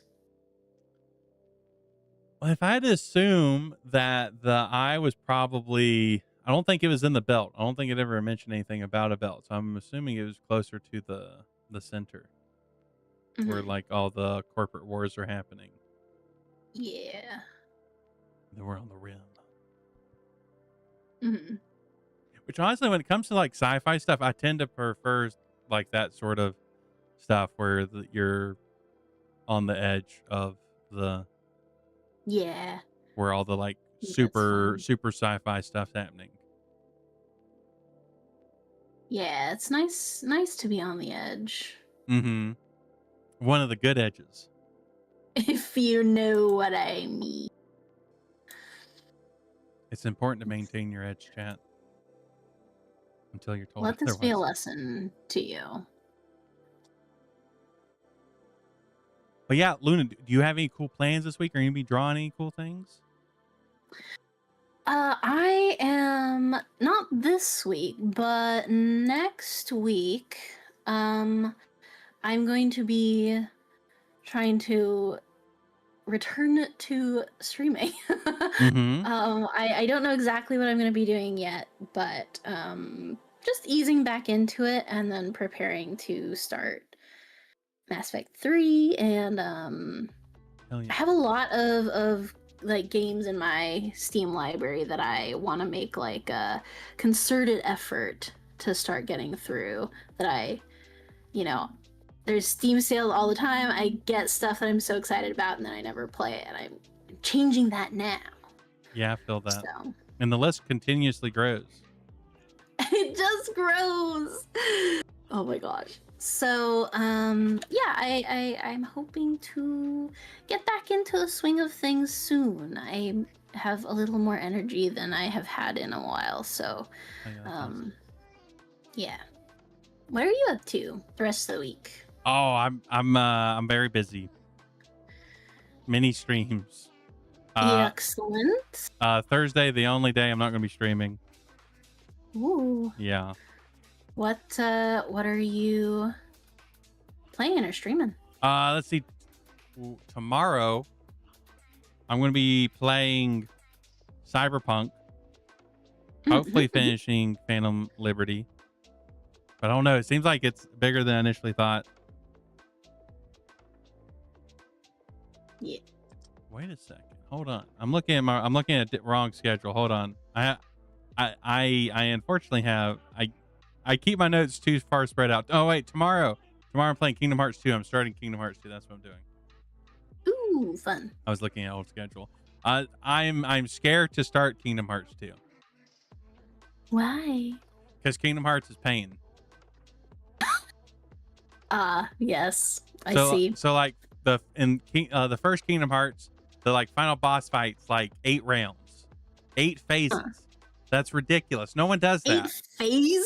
8 phases. That's too many. Yeah. That's too many phases. If you've got more than 3, it's too many. Yeah. And then in Chain of Memories, which is sort of like a s- a side sequel to Kingdom Hearts. It's the one where you use cards. It's a deck builder. The final boss in it is 3 phases, I believe. Maybe it's 4 phases, 3 or 4 phases. But in one of those phases, he does something that no one else has done, which was complete bullshit, and that's kicking all the cards out of your deck. And then having an insta kill move It's not that you fair. need cards in Come your deck on. to do. It's real bullshit. Be a sport. And My goodness. that's just what Kingdom Hearts is about. It's made by sick, degenerate people that want you to Sure. suffer. Oh, good luck, I suppose, then. Yeah. But Friday I'm gonna be doing Killer Frequency, which is like a investigative murder mystery while you are also being a radio host. Yeah, that one sounds so cool. That's on my TBR Mm-hmm. for at some point. It sounds really cool. Yeah, and honestly, I'm probably going to play it to completion in one stream, and that's probably going to be like 10 hours. Nice. We'll see. And then Saturday I'm doing Cyberpunk. Yeah, yeah, yeah. Well, that's quite a fun roster. Yeah. Oh, I guess Sunday I'm doing Mecha Chameleon, Oh yeah. which you might That's like that exciting. considering you have to do art in it. Well, Yeah, sort of art. I do want to try it at some point. I've seen it played, but I have not played it. I think I might like it. I just have to, yeah, Hmm. get some free time to get together to play. Yeah, free time is it really is the This is struggle of all my things. never-ending struggle. Yeah. I somehow managed to fully book my next like 7 days of existence. So um but it's all like fun stuff. It's all Hmm. friend stuff, fun stuff. It's just like, whoa, how did I do that? I realized that after I had scheduled stuff, I was like, oh no. I said I was trying to relax. What Yeah. am I doing? But no, I will not be doing that. I'm sure it will all go great and you won't feel eepy at all. I will be EP, but uh, it will be good stuff. So I'll be EP but content. I hope. Hmm. Um, but yeah, I thanks for having me. Yeah, I'm excited for next week. Yes, absolutely. But I found who we're gonna raid. We're gonna raid Hime because I don't get a lot of chances to raid Hime, Mm. and they're doing a big co-working thing. Ooh, that's fun. Hell yeah.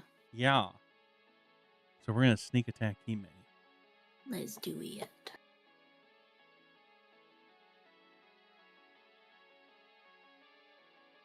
Chat, you know where to find me. Talk to me. Y'all behave yourselves.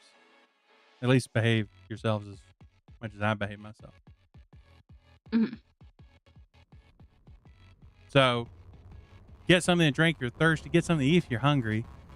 Go to sleep if you're tired. And most important, don't do anything else. Or else. We'll see you on the other side. Freeze video.